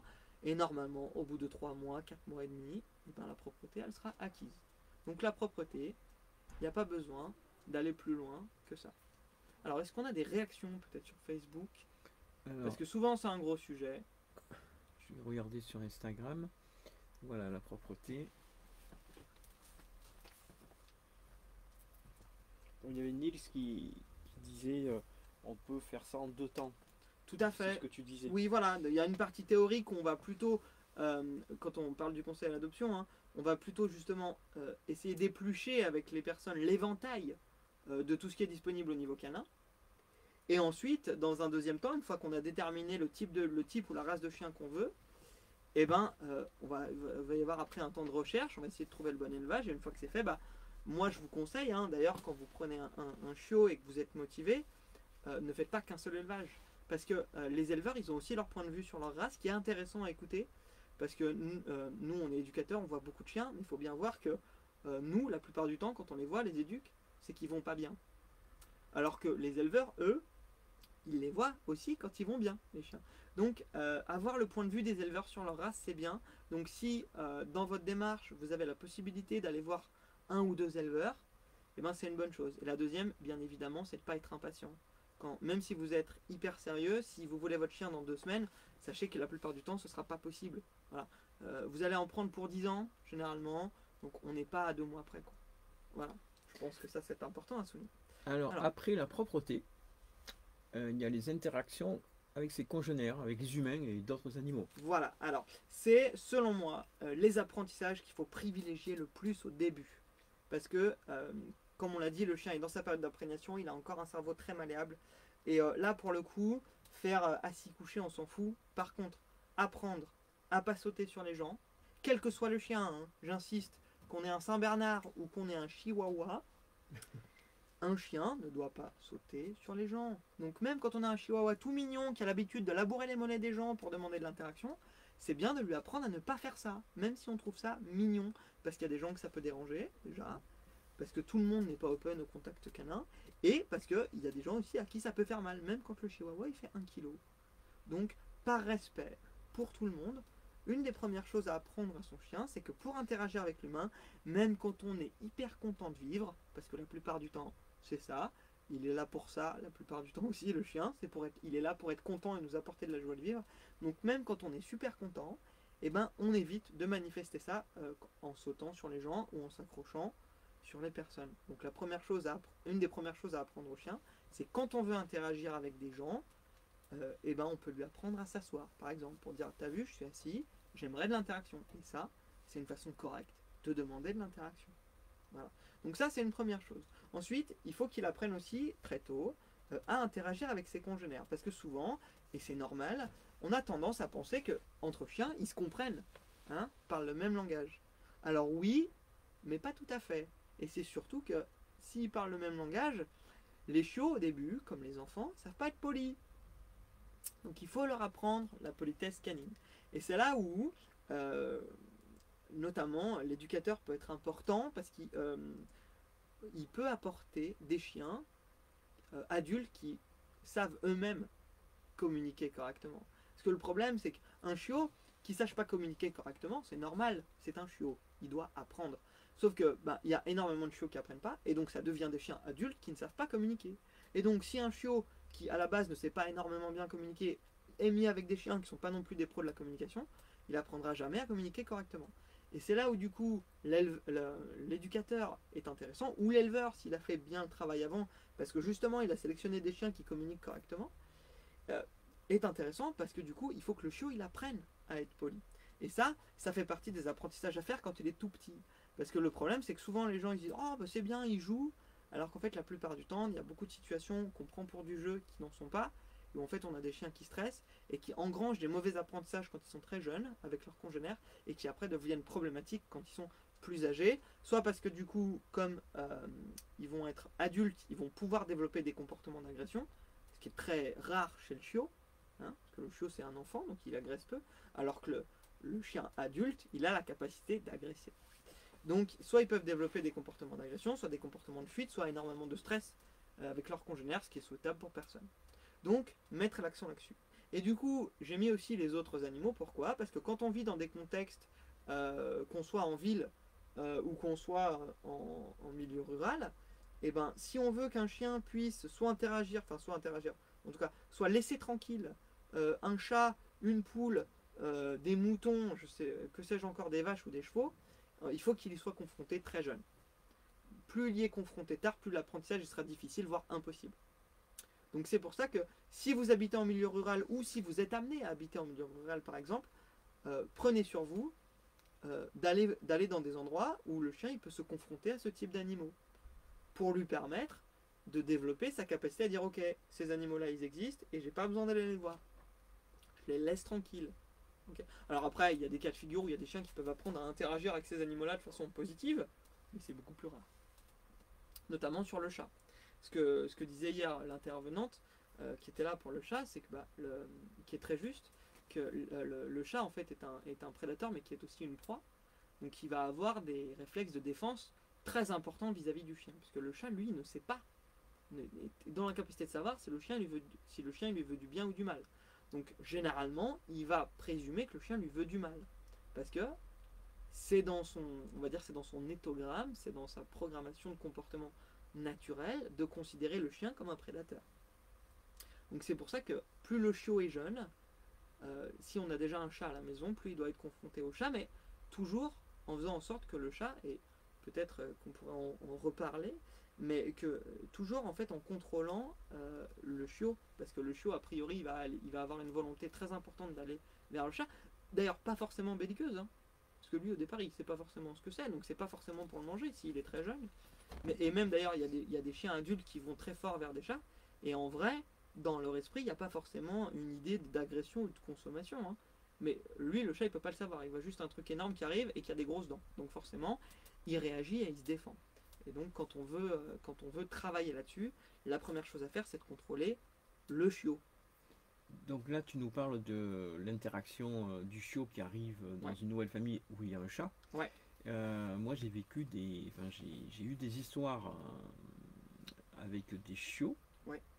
ou des chiens, mais avec des bébés, des enfants, des vrais. Oui. Et, et Oui, des le humains, quoi. bébé, voilà, des humains, et le bébé d'un an, 2 ans, qui met des beignes au chien. Ah bah c'est pas top, hein. Oui, et sauf que le chien, au bout d'un moment, il en a marre. Ouais. Il se retourne et puis il mord à la joue le bébé. Et après traumatisme, etc. etc. Bah, de toute façon ça, comment dire, moi c'est la première chose que je dis à mes clients, on ne laisse jamais un chien seul avec un enfant. Mais Voilà. comment faire pour que le chiot... Eh ben on empêche, en fait il faut empêcher l'enfant de Parce que- produire des comportements qui vont gêner Oui, le chat. parce que Et le problème... c'est là où du coup l'éducateur peut être important, c'est qu'en fait nous, on va informer les gens sur la manière de communiquer du chien. Le chien, il communique par énormément de signaux que j'appelle les signaux faibles, pour dire qu'il y a des choses qui des fois lui vont pas. Je résume, hein, parce que je vais Oui. pas faire, je vais pas aujourd'hui digresser sur la communication canine, mais il y a plein de signaux en fait que le chiot est capable de produire pour dire ce qui se passe, ça me va pas. Et en fait, quand ces signaux-là sont pas respectés, il va passer à un niveau de communication supérieur où il va pincer, Oui. généralement, juste ça. Parce que ça fait partie de l'éthogramme du chien. C'est pas quelque chose qui est aberrant de faire ça. Ça fait pas. C'est normal. Des chiots, ils communiquent comme ça. Quand il y a des chiots qui les embêtent trop, ils mettent un petit coup de dent pour dire stop. Et le chiot d'en face, il s'arrête. Donc le petit chiot, lui, il a aucune raison de faire autrement. Surtout que comme l'enfant, la plupart du temps, il est au stade buccal, le chiot, hein. Donc il fait que ça, hein, mettre des choses dans sa bouche. Donc de toute façon, on n'aide jamais un chien seul avec un enfant. Donc on les a sous les yeux, donc on contrôle. Et quand on voit que le gamin il met des beignes au chien, bah, on l'arrête. Parce que c'est la logique. Ben Hein. oui. Il y a un moment, il n'y a pas besoin d'aller chercher midi à 14h. C'est pas agréable pour le chien, donc voilà, il faut que l'enfant il respecte le chien, il faut que le chiot il respecte l'enfant.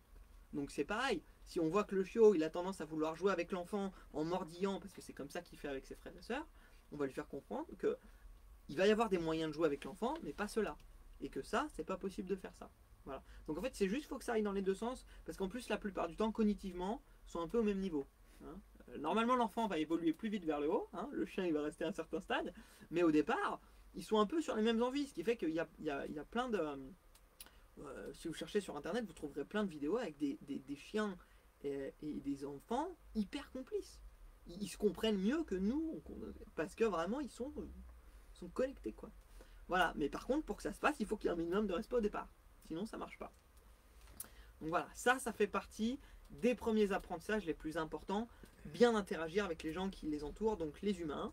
Apprendre qu'il y a des choses qui se font pas, donc on mord pas les humains. A fortiori, le chiot, en plus, il a des dents qui sont des aiguilles, hein, c'est des dents de lait. Chez les chiens, les dents de lait, c'est des vraies aiguilles, donc ça perce vite, ça fait mal. Donc il faut leur apprendre que on ne mordit pas, qu'on n'interagit pas ou très peu avec les dents, avec les humains, qu'on ne saute pas sur les gens, etc. Qu'on ne poursuit pas le chat et qu'on s'accroche pas aux naseaux des vaches, quoi. En gros, c'est ça. Donc ça, c'est les apprentissages les plus importants. Ensuite, Tu vas nous parler du rappel. voilà. Alors, comme je disais, dans un monde idéal, le rappel, c'est pareil, c'est ce que j'ai dit tout à l'heure sur le assis ou le coucher. Dans un monde idéal, le rappel, il n'est pas utile. Parce que si vous avez un rapport, on va dire sain avec votre chien, il va tendance à pas trop s'éloigner de vous. Il va avoir tendance à pas trop s'éloigner. Mais on est dans un monde qui n'est pas centré sur le chien et où du coup, il y a des choses que le chien ne peut pas maîtriser. Les voitures, par exemple, les passants avec des cagettes ou quoi, des choses comme ça. Donc, nous, il nous faut un outil qui nous permette de le ramener à nous pour le contrôler, dans des cas où lui, sa condition de chien ne lui permet pas d'apprendre ou ne lui permet pas de gérer ce qui peut se passer. Alors, suivant les cas, c'est pas forcément des choses qui vont être, qui sont gravées dans le marbre. Un chien peut très bien apprendre à traverser une route quand il n'y a plus de voiture, par exemple. Mais c'est un apprentissage. Il ne sera pas capable de le faire quand il est chiot. Quand il est chaud, il va faire ah, ça passe pas, chut, allez hop, je file. Et du coup, du coup, il peut se faire écraser. Donc, le rappel fait partie de ces outils qu'on va mettre en place le plus vite possible parce que ça nous permet de garder notre chien en sécurité. Voilà. Ça, c'est une chose. Voilà, c'est la première chose. Et donc, ça se fait forcément avec de renforcement positif parce que sinon, ça marche pas. Si votre chien n'a pas envie de revenir vous voir, il ne reviendra pas. Donc, c'est quelque chose qui doit se renforcer positivement. Et le dernier apprentissage à mettre en place, à commencer en tout cas à travailler dans les premières semaines et les premiers mois où le chiot est à la maison. L'habituer à être seul. Voilà, la solitude. Alors, aujourd'hui, et ça a été notamment le cas pendant le Covid, il y a des gens qui sautent un peu cette partie-là. Parce qu'en fait, ils se disent, ouais, mais nous, on est toujours présents. Très bien, sauf qu'il y a forcément un moment où il y aura un impondérable où le chien va être tout seul. Et alors là, bonjour les dégâts. Parce que pour un chien, il faut le dire, hein, pour la plupart des chiens, ce n'est pas naturel d'être seul. Ah oui. Voilà. C'est pas comme le chat. Le chat, alors on pourrait en reparler avec l'intervenant d'hier, je serais. Avec Clémence. Voilà, super Clément, très beau prénom. Super heureux d'en discuter. Mais du peu que j'en sais, moi, a priori, le chat, il supporte assez bien la solitude parce que naturellement, c'est un animal qui est assez peu social. C'est un animal solitaire, le chat, de ce que j'en sais. Encore une fois, si elle veut me corriger, qu'elle le fasse, j'en serais très heureux. Mais a priori, de ce que j'en sais, le chat domestique est un animal, enfin le chat qui est devenu domestique, est à la base un animal solitaire. Comme certains grands fauves dans la nature, voilà, qui n'interagissent pas en meute, comme par exemple le chien, etc.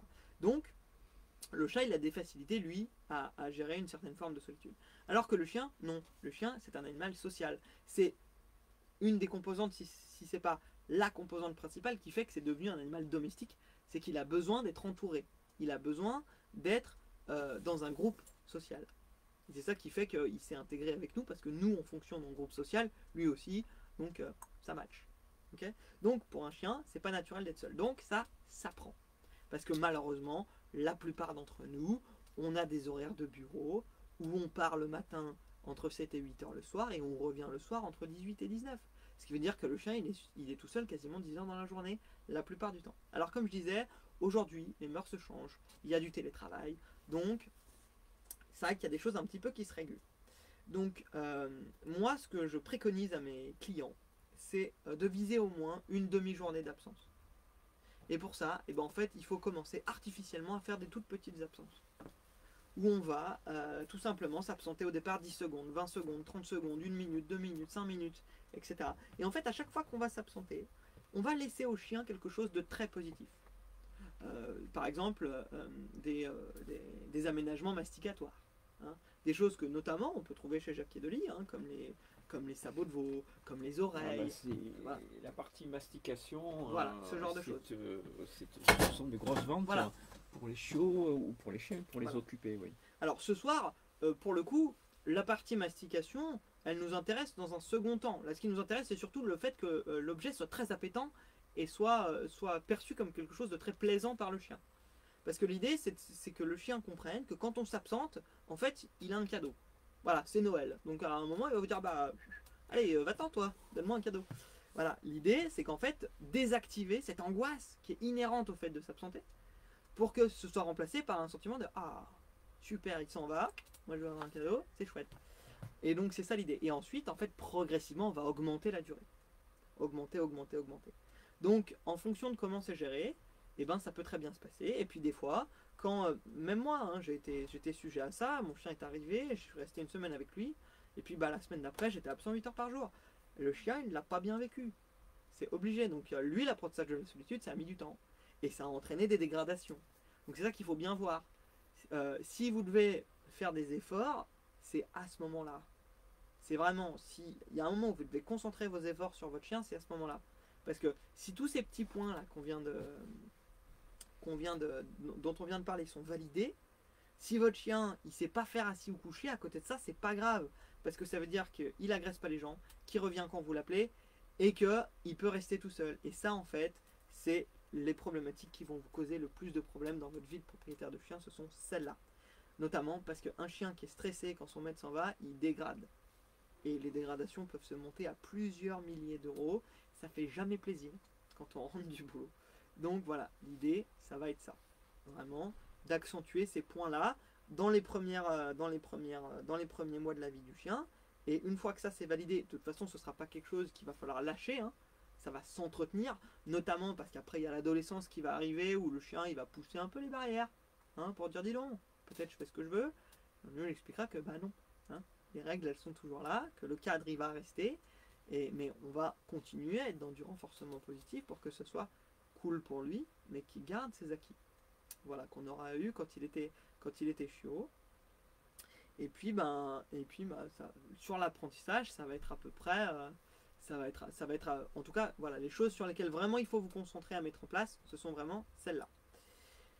Et du coup, en dernier lieu, alors le dernier item que je voulais aborder ce soir, c'est ce que j'ai appelé un petit peu de façon que j'ai mis un peu entre guillemets, ce que j'ai appelé les grandes questions, les grands poncifs qu'on rencontre. C'est cette histoire du marché, parce que tout le monde se dit ah oui, il faut aller au marché, ou alors l'idée du couchage. Souvent, quand le chien arrive à la maison, il y a la grande question, est-ce qu'il dort dans la chambre? Est-ce qu'il dort dans son coin à lui? Est-ce qu'il dort dans le lit? Tout ça, tout ça. Alors, ça, c'est une question qui est pas si banale qu'on pourrait croire, cette histoire de coucher, parce que ça a des implications importantes. Comme on l'a vu tout à l'heure, le chien, quand il arrive, il est en trauma. Hein, il vient d'être coupé de ses parents, et pour lui, le ciel lui tombe littéralement sur la tête. C'est compliqué, sa vie. Donc, ce qui se passe, c'est qu'à ce moment-là, il a ce qu'on appelle un lien d'attachement primaire avec sa maman.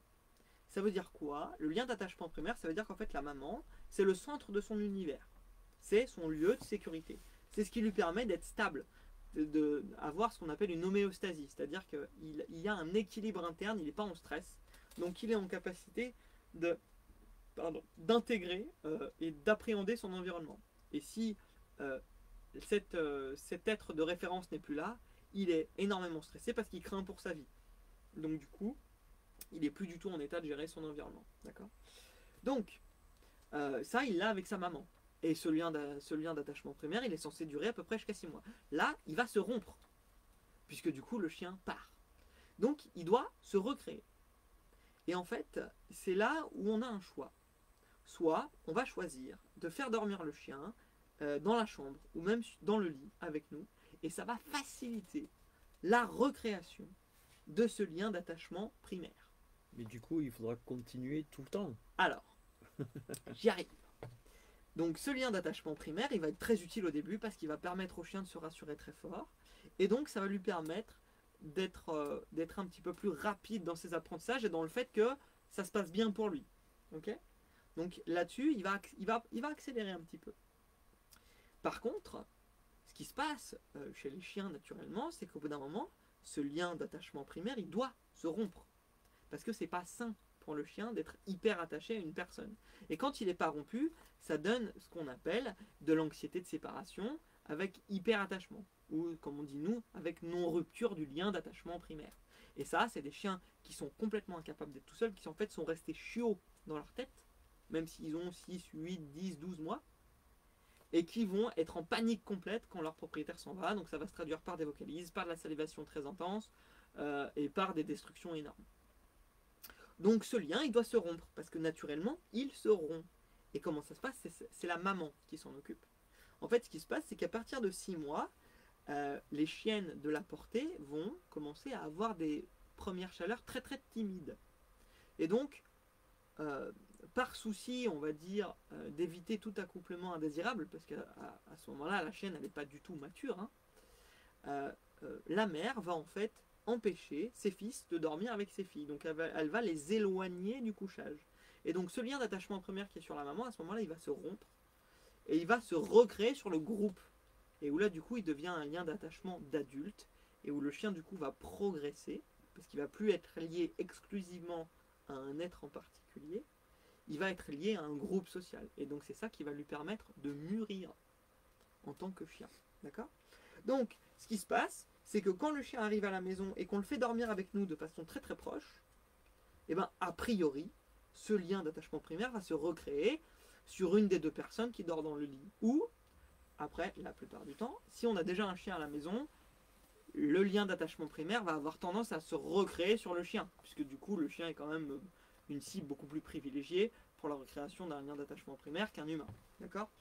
Voilà. Mais si ce lien d'attachement primaire se recrée, eh ben, à charge au propriétaire, quand le chien arrive, notamment le mâle, entre 6 et 8 mois, de détacher progressivement le chien. Et comment on va faire ça? Eh ben, tout simplement, on va commencer à faire dormir le chien sur son panier, et petit à petit, en fait, on va déplacer le panier dans la chambre, et puis après en dehors de la chambre pour qu'il ait son coin à lui. Parce que le chien a besoin d'avoir son coin où il dort à lui. Un peu comme un enfant qui aurait sa chambre où on peut l'isoler et où lui peut s'isoler quand il ne veut pas de contact. Parce qu'il a le droit de pas avoir, il a le droit de ne pas vouloir de contact. Okay. Donc ça c'est une chose. Donc maintenant, ça c'est quand il dort avec nous. Ensuite, on peut choisir aussi légitimement de dire bah non, moi je ne veux pas que le chien dorme avec moi ou dorme dans la chambre. Donc dans ce cas-là, forcément la recréation du lien d'attachement primaire, elle va être plus difficile, ou voire elle va pas se faire. Donc du coup le très jeune chiot va être obligé de créer un lien sur le groupe directement. Mais donc ça va prendre plus de temps, donc le chien va être un petit peu plus stressé, donc il va progresser un peu moins vite au début. Par contre, ça a l'avantage de ne pas avoir besoin de faire la rupture après, puisqu'elle aura déjà été faite à ce moment-là. Ou en tout cas, elle aura été bien entamée. Ce qui fait que ce sera beaucoup plus facile de ce point de vue-là. Donc si vous voulez, les deux stratégies peuvent se valoir en fonction de comment vous fonctionnez. Voilà.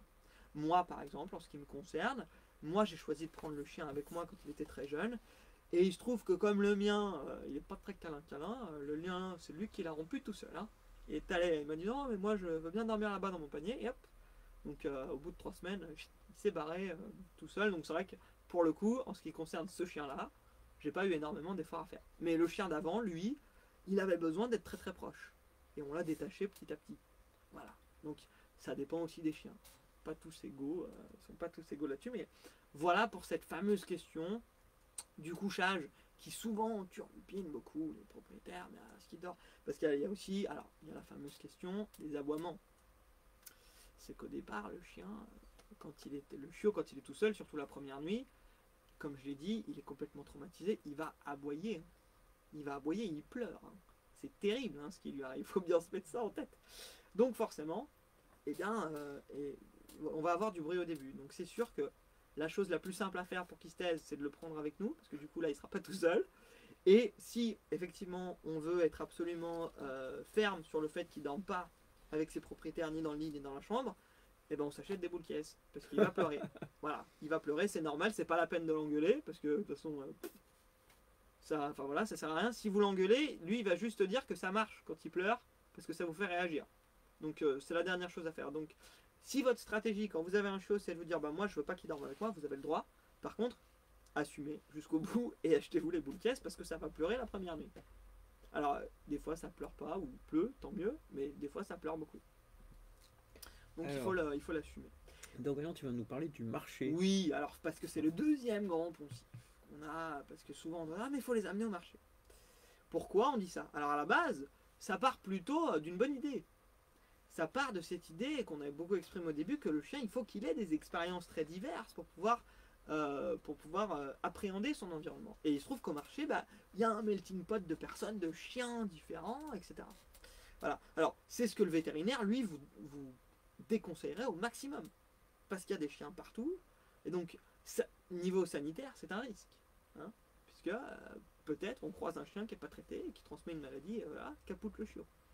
Hein, bon. Après, le problème souvent du marché, c'est que c'est mal fait. C'est qu'en fait, au lieu de permettre au chien d'être plus à l'aise, on va faire l'inverse. On va le sensibiliser. Pourquoi? Parce qu'on va le forcer. Parce qu'on va arriver, et naturellement, surtout s'il n'en a jamais vu, le petit chiot, il va arriver, il va dire, oh là là, tous ces gens, toutes ces odeurs, tous ces chiens, là, moi ça me fait peur. Surtout que la plupart du temps, il est petit. Hein. Donc le rapport de taille, pas en sa faveur. Donc autant d'humains au même endroit, c'est pas chouette quoi pour lui. Donc souvent il va freiner. Et puis nous on va dire, ah oh, c'est un chien, hein. Hop, et on l'emmène. Donc on le force. Et du coup, là, qu'est-ce qu'on fait? Possiblement, on lui prouve qu'il a raison d'avoir peur. Parce qu'il a peur, il nous le montre, et puis nous on fait, tant pis, on y va quand même. Et lui du coup, il n'est pas prêt. Donc du coup, il a de plus en plus peur parce qu'il est au milieu de ce qui lui fait peur. On lui donne pas le temps de gérer. Donc qu'est-ce qu'il faut faire quand on veut faire du marché? L'idée, c'est déjà de ne pas se mettre absolument martel en tête sur cette idée-là. Voilà. Si vous ne faites pas le marché, vous ferez autre chose, c'est pas grave.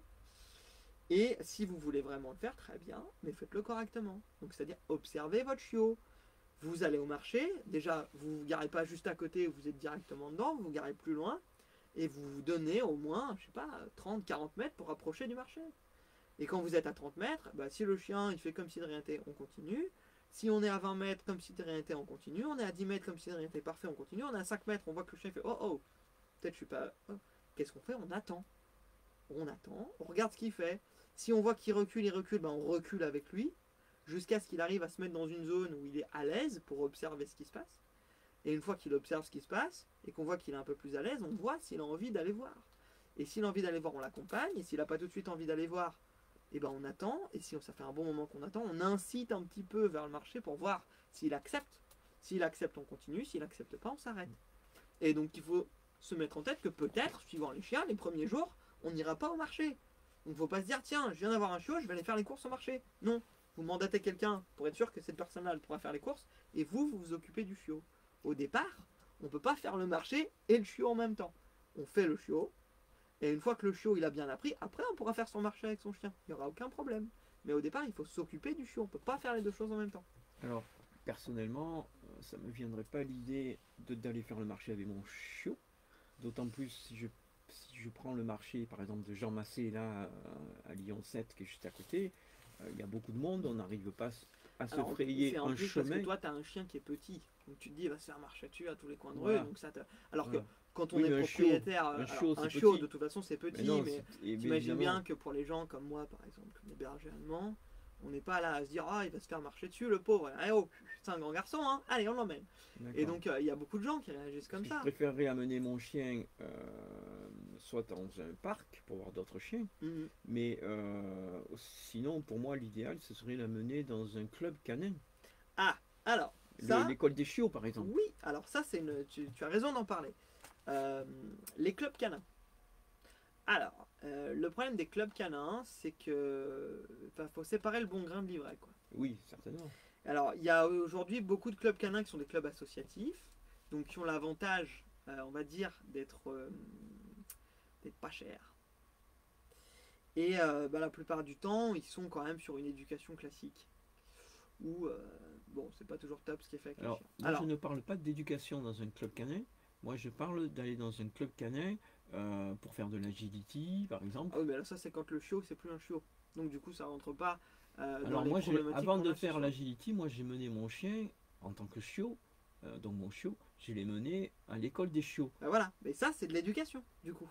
Donc, c'est pour ça que je te dis ça. Moi, on faisait plus des jeux que. Oui, que c'est parce que tu es tombé sur un bon club.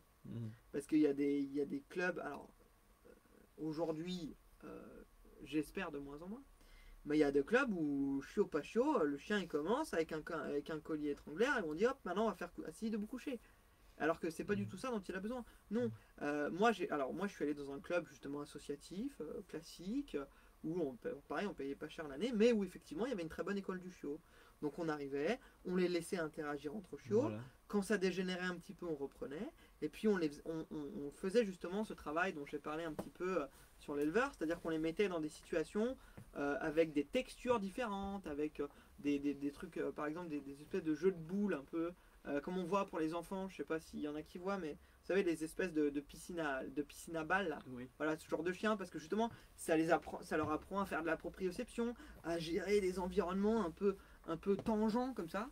Et du coup, ça c'est un très très bon apprentissage pour des jeunes chiots parce qu'ils doivent aussi développer leur cerveau en termes de motricité, etc. Donc, ça c'est intéressant. Mais des écoles du chiot aujourd'hui qui sont bien, en fait c'est comme l'éleveur. Il faut regarder, il faut y aller, il faut voir, et il faut pas se tromper. Parce que du coup, si on fait une erreur à ce moment, eh ben on va le payer cher ensuite. On va le payer très très cher ensuite. Donc voilà, c'est un petit peu, ça conclut un peu notre conférence de ce soir sur comment on démarre bien un chiot. Le maître mot, c'est prenez votre temps, observez bien votre chien et soyez bien au clair avec ce que vous voulez de lui pour commencer correctement. Mais le maître mot, vraiment, prenez votre temps, tant dans le choix de ce que vous allez prendre, tant dans le choix de la personne qui va vous fournir l'animal et aussi dans la manière que vous avez de l'éduquer au début. Observez-le, prenez le temps de voir ce qu'il faut et quand vous avez besoin, enfin, si vous vous sentez pas hyper compétent, n'hésitez pas à faire appel à un éducateur tout de suite. J'insiste là-dessus parce que plus nous on intervient tôt avec vous, alors encore une fois, je devrais pas dire ça, mais moins ça va vous coûter cher. Plus vous le faites tôt, moins vous avez besoin de nous. Alors je suis un peu en train de scier la branche sur laquelle je suis assis, mais l'idée pour que ça aille bien, et ben en fait, plus vous vous y prenez tôt, plus le cerveau il est perméable et donc plus du coup ça va aller vite en fait. Donc si vous êtes paresseux, faites les choses tout de suite, vous aurez moins de boulot. Voilà. Alors, merci Florent. Avec plaisir. On va parler de quelque chose juste après. Si vous avez des questions, posez vos questions, Florent va y répondre. Oui, avec plaisir, faites-le. Donc, le mot de passe pour bénéficier du cadeau, eh ben, vous l'aviez devant vous sur l'écran et c'est marqué sur le t-shirt, sur le polo. Tu me l'avais pas dit, j'étais sûr que ça serait ça. Ah ouais, c'est vrai. Ouais, je suis sûr qu'il va faire ça. Donc, le mot de passe, c'est chien bleu, tout simplement.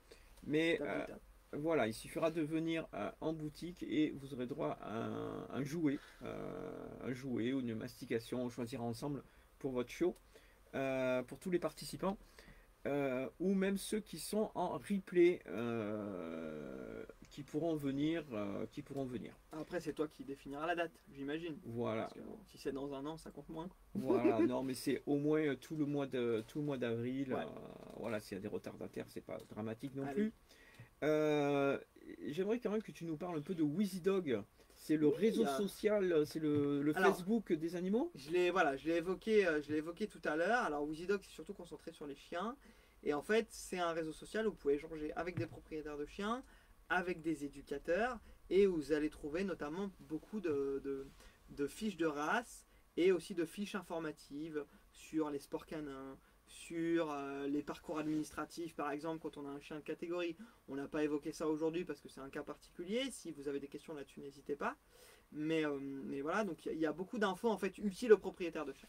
Alors, Voilà. petite parenthèse, c'est écrit par Florent. Voilà, Par toi-même. Alors, pas que par moi, D'accord. parce que ça, c'est, comment dire, je le fais aussi avec mon collègue. Alors, la plupart du temps, c'est moi vraiment que je suis l'auteur, mais on va dire que ça passe toujours sous les fourches codines de mon associé. Et voilà, on modifie les contenus ensemble. Alors, on précise que WheezyDog, ça s'écrit W-I-Z-I. D-O-G. Voilà, avec dog à la fin, .fr.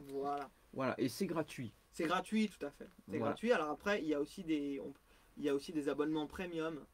Ça, c'est pour Pour ceux qui veulent avoir un service plus complet, etc. Mais les fonctionnalités les plus importantes du site sont tout à fait gratuites, donc surtout n'hésitez pas. Il y a d'autres fonctionnalités qui vont arriver dans le futur. Oui, il y a des choses aussi. Alors après, pour l'instant, je peux pas tout dire, mais oui. D'accord. Alors, en attendant les questions, comment on fait pour te contacter si on veut faire appel à toi dans la région de Lyon? Alors moi, le mieux, c'est les signaux de fumée. J'aime beaucoup. Non, mais c'est évidemment donc le site vous pouvez directement par le site internet ou alors chienbleu.fr, tout simplement. Pas besoin de chercher midi à 14h. Il y a un formulaire de réservation. Non, c'est juste vous pouvez en fait directement écrire un mail et je vous réponds. Et le plus simple, sur le site, il y a mes coordonnées, il y a mon numéro de téléphone. Ça reste encore la chose la plus simple à faire. Vous pouvez m'appeler directement. Donner ton numéro. Bien sûr. Alors 06. Attends. Oui, ça y est, je l'ai. Je l'ai pas donné. Tu as la carte là. Hein. Oui, c'est vrai. 06 85 88 19 59. Très bien. Voilà. Donc voilà, pour tous ceux qui veulent me joindre, que vous ayez un chiot ou pas un chiot, ce soir on a parlé des chiots, mais je m'occupe aussi des chiens adultes, et a fortiori des chiens adultes qui ont des pathologies. Parce que la plupart du temps, c'est là où il y a le plus de travail. Donc si vous êtes dans ce cas-là, n'hésitez pas non plus à me contacter, parce que a priori vous en avez besoin. Donc voilà. Très bien, eh bien nous allons conclure. Merci à tous. On n'a pas de questions dans l'immédiat, on en a répondu là tout à l'heure. Ok. Ah, si on a une question, toujours de Nils. Si, on a une question. En termes de sociabilisation, oui. Balade canine avec d'autres gens, on peut commencer à quel âge? Et j'imagine pas trop longtemps si le chiot est jeune. Et l'approche du groupe se fait fonctionne-t-elle de la même façon que ce que tu as expliqué sur l'approche du marché? Alors, encore une fois, très très bonne question.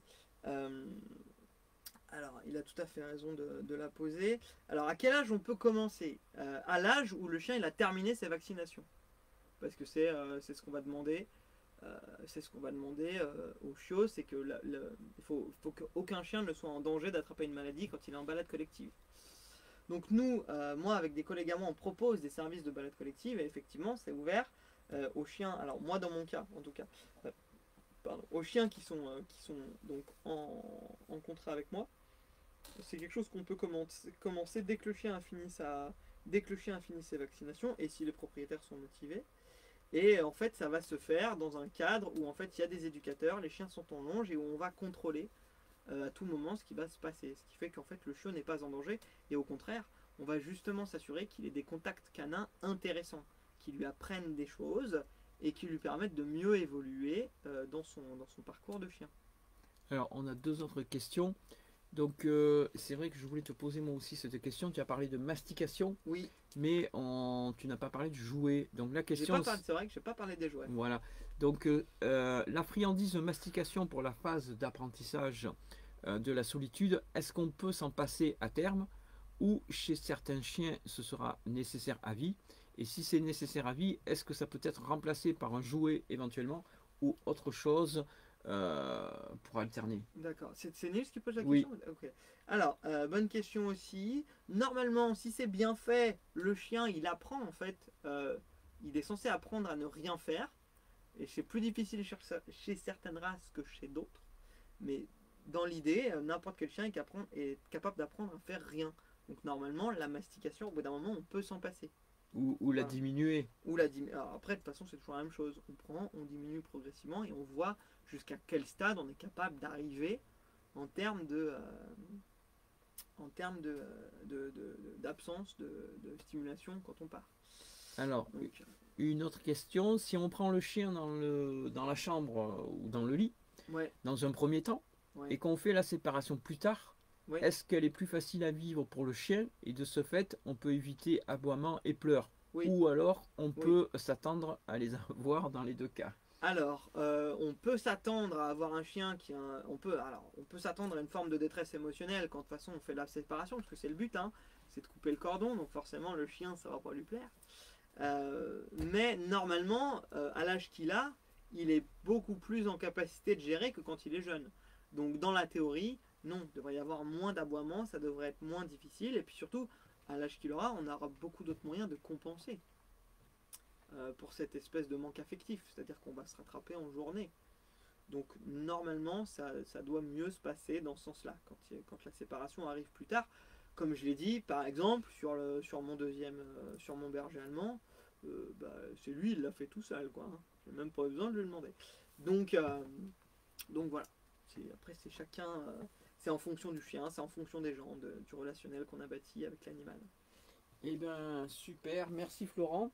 Avec grand plaisir. Et puis, donc, on dit au revoir à tout le monde. Ok. Et on se retrouve d'ici quelques temps pour une nouvelle conférence. Super. On va super. choisir un thème où vous pouvez nous envoyer un commentaire ou un message pour nous demander de quoi vous voulez qu'on parle. Voilà. Ou avec si vous Florent. avez vous-même une idée de thème, surtout n'hésitez Voilà, pas. c'est Hein. ça.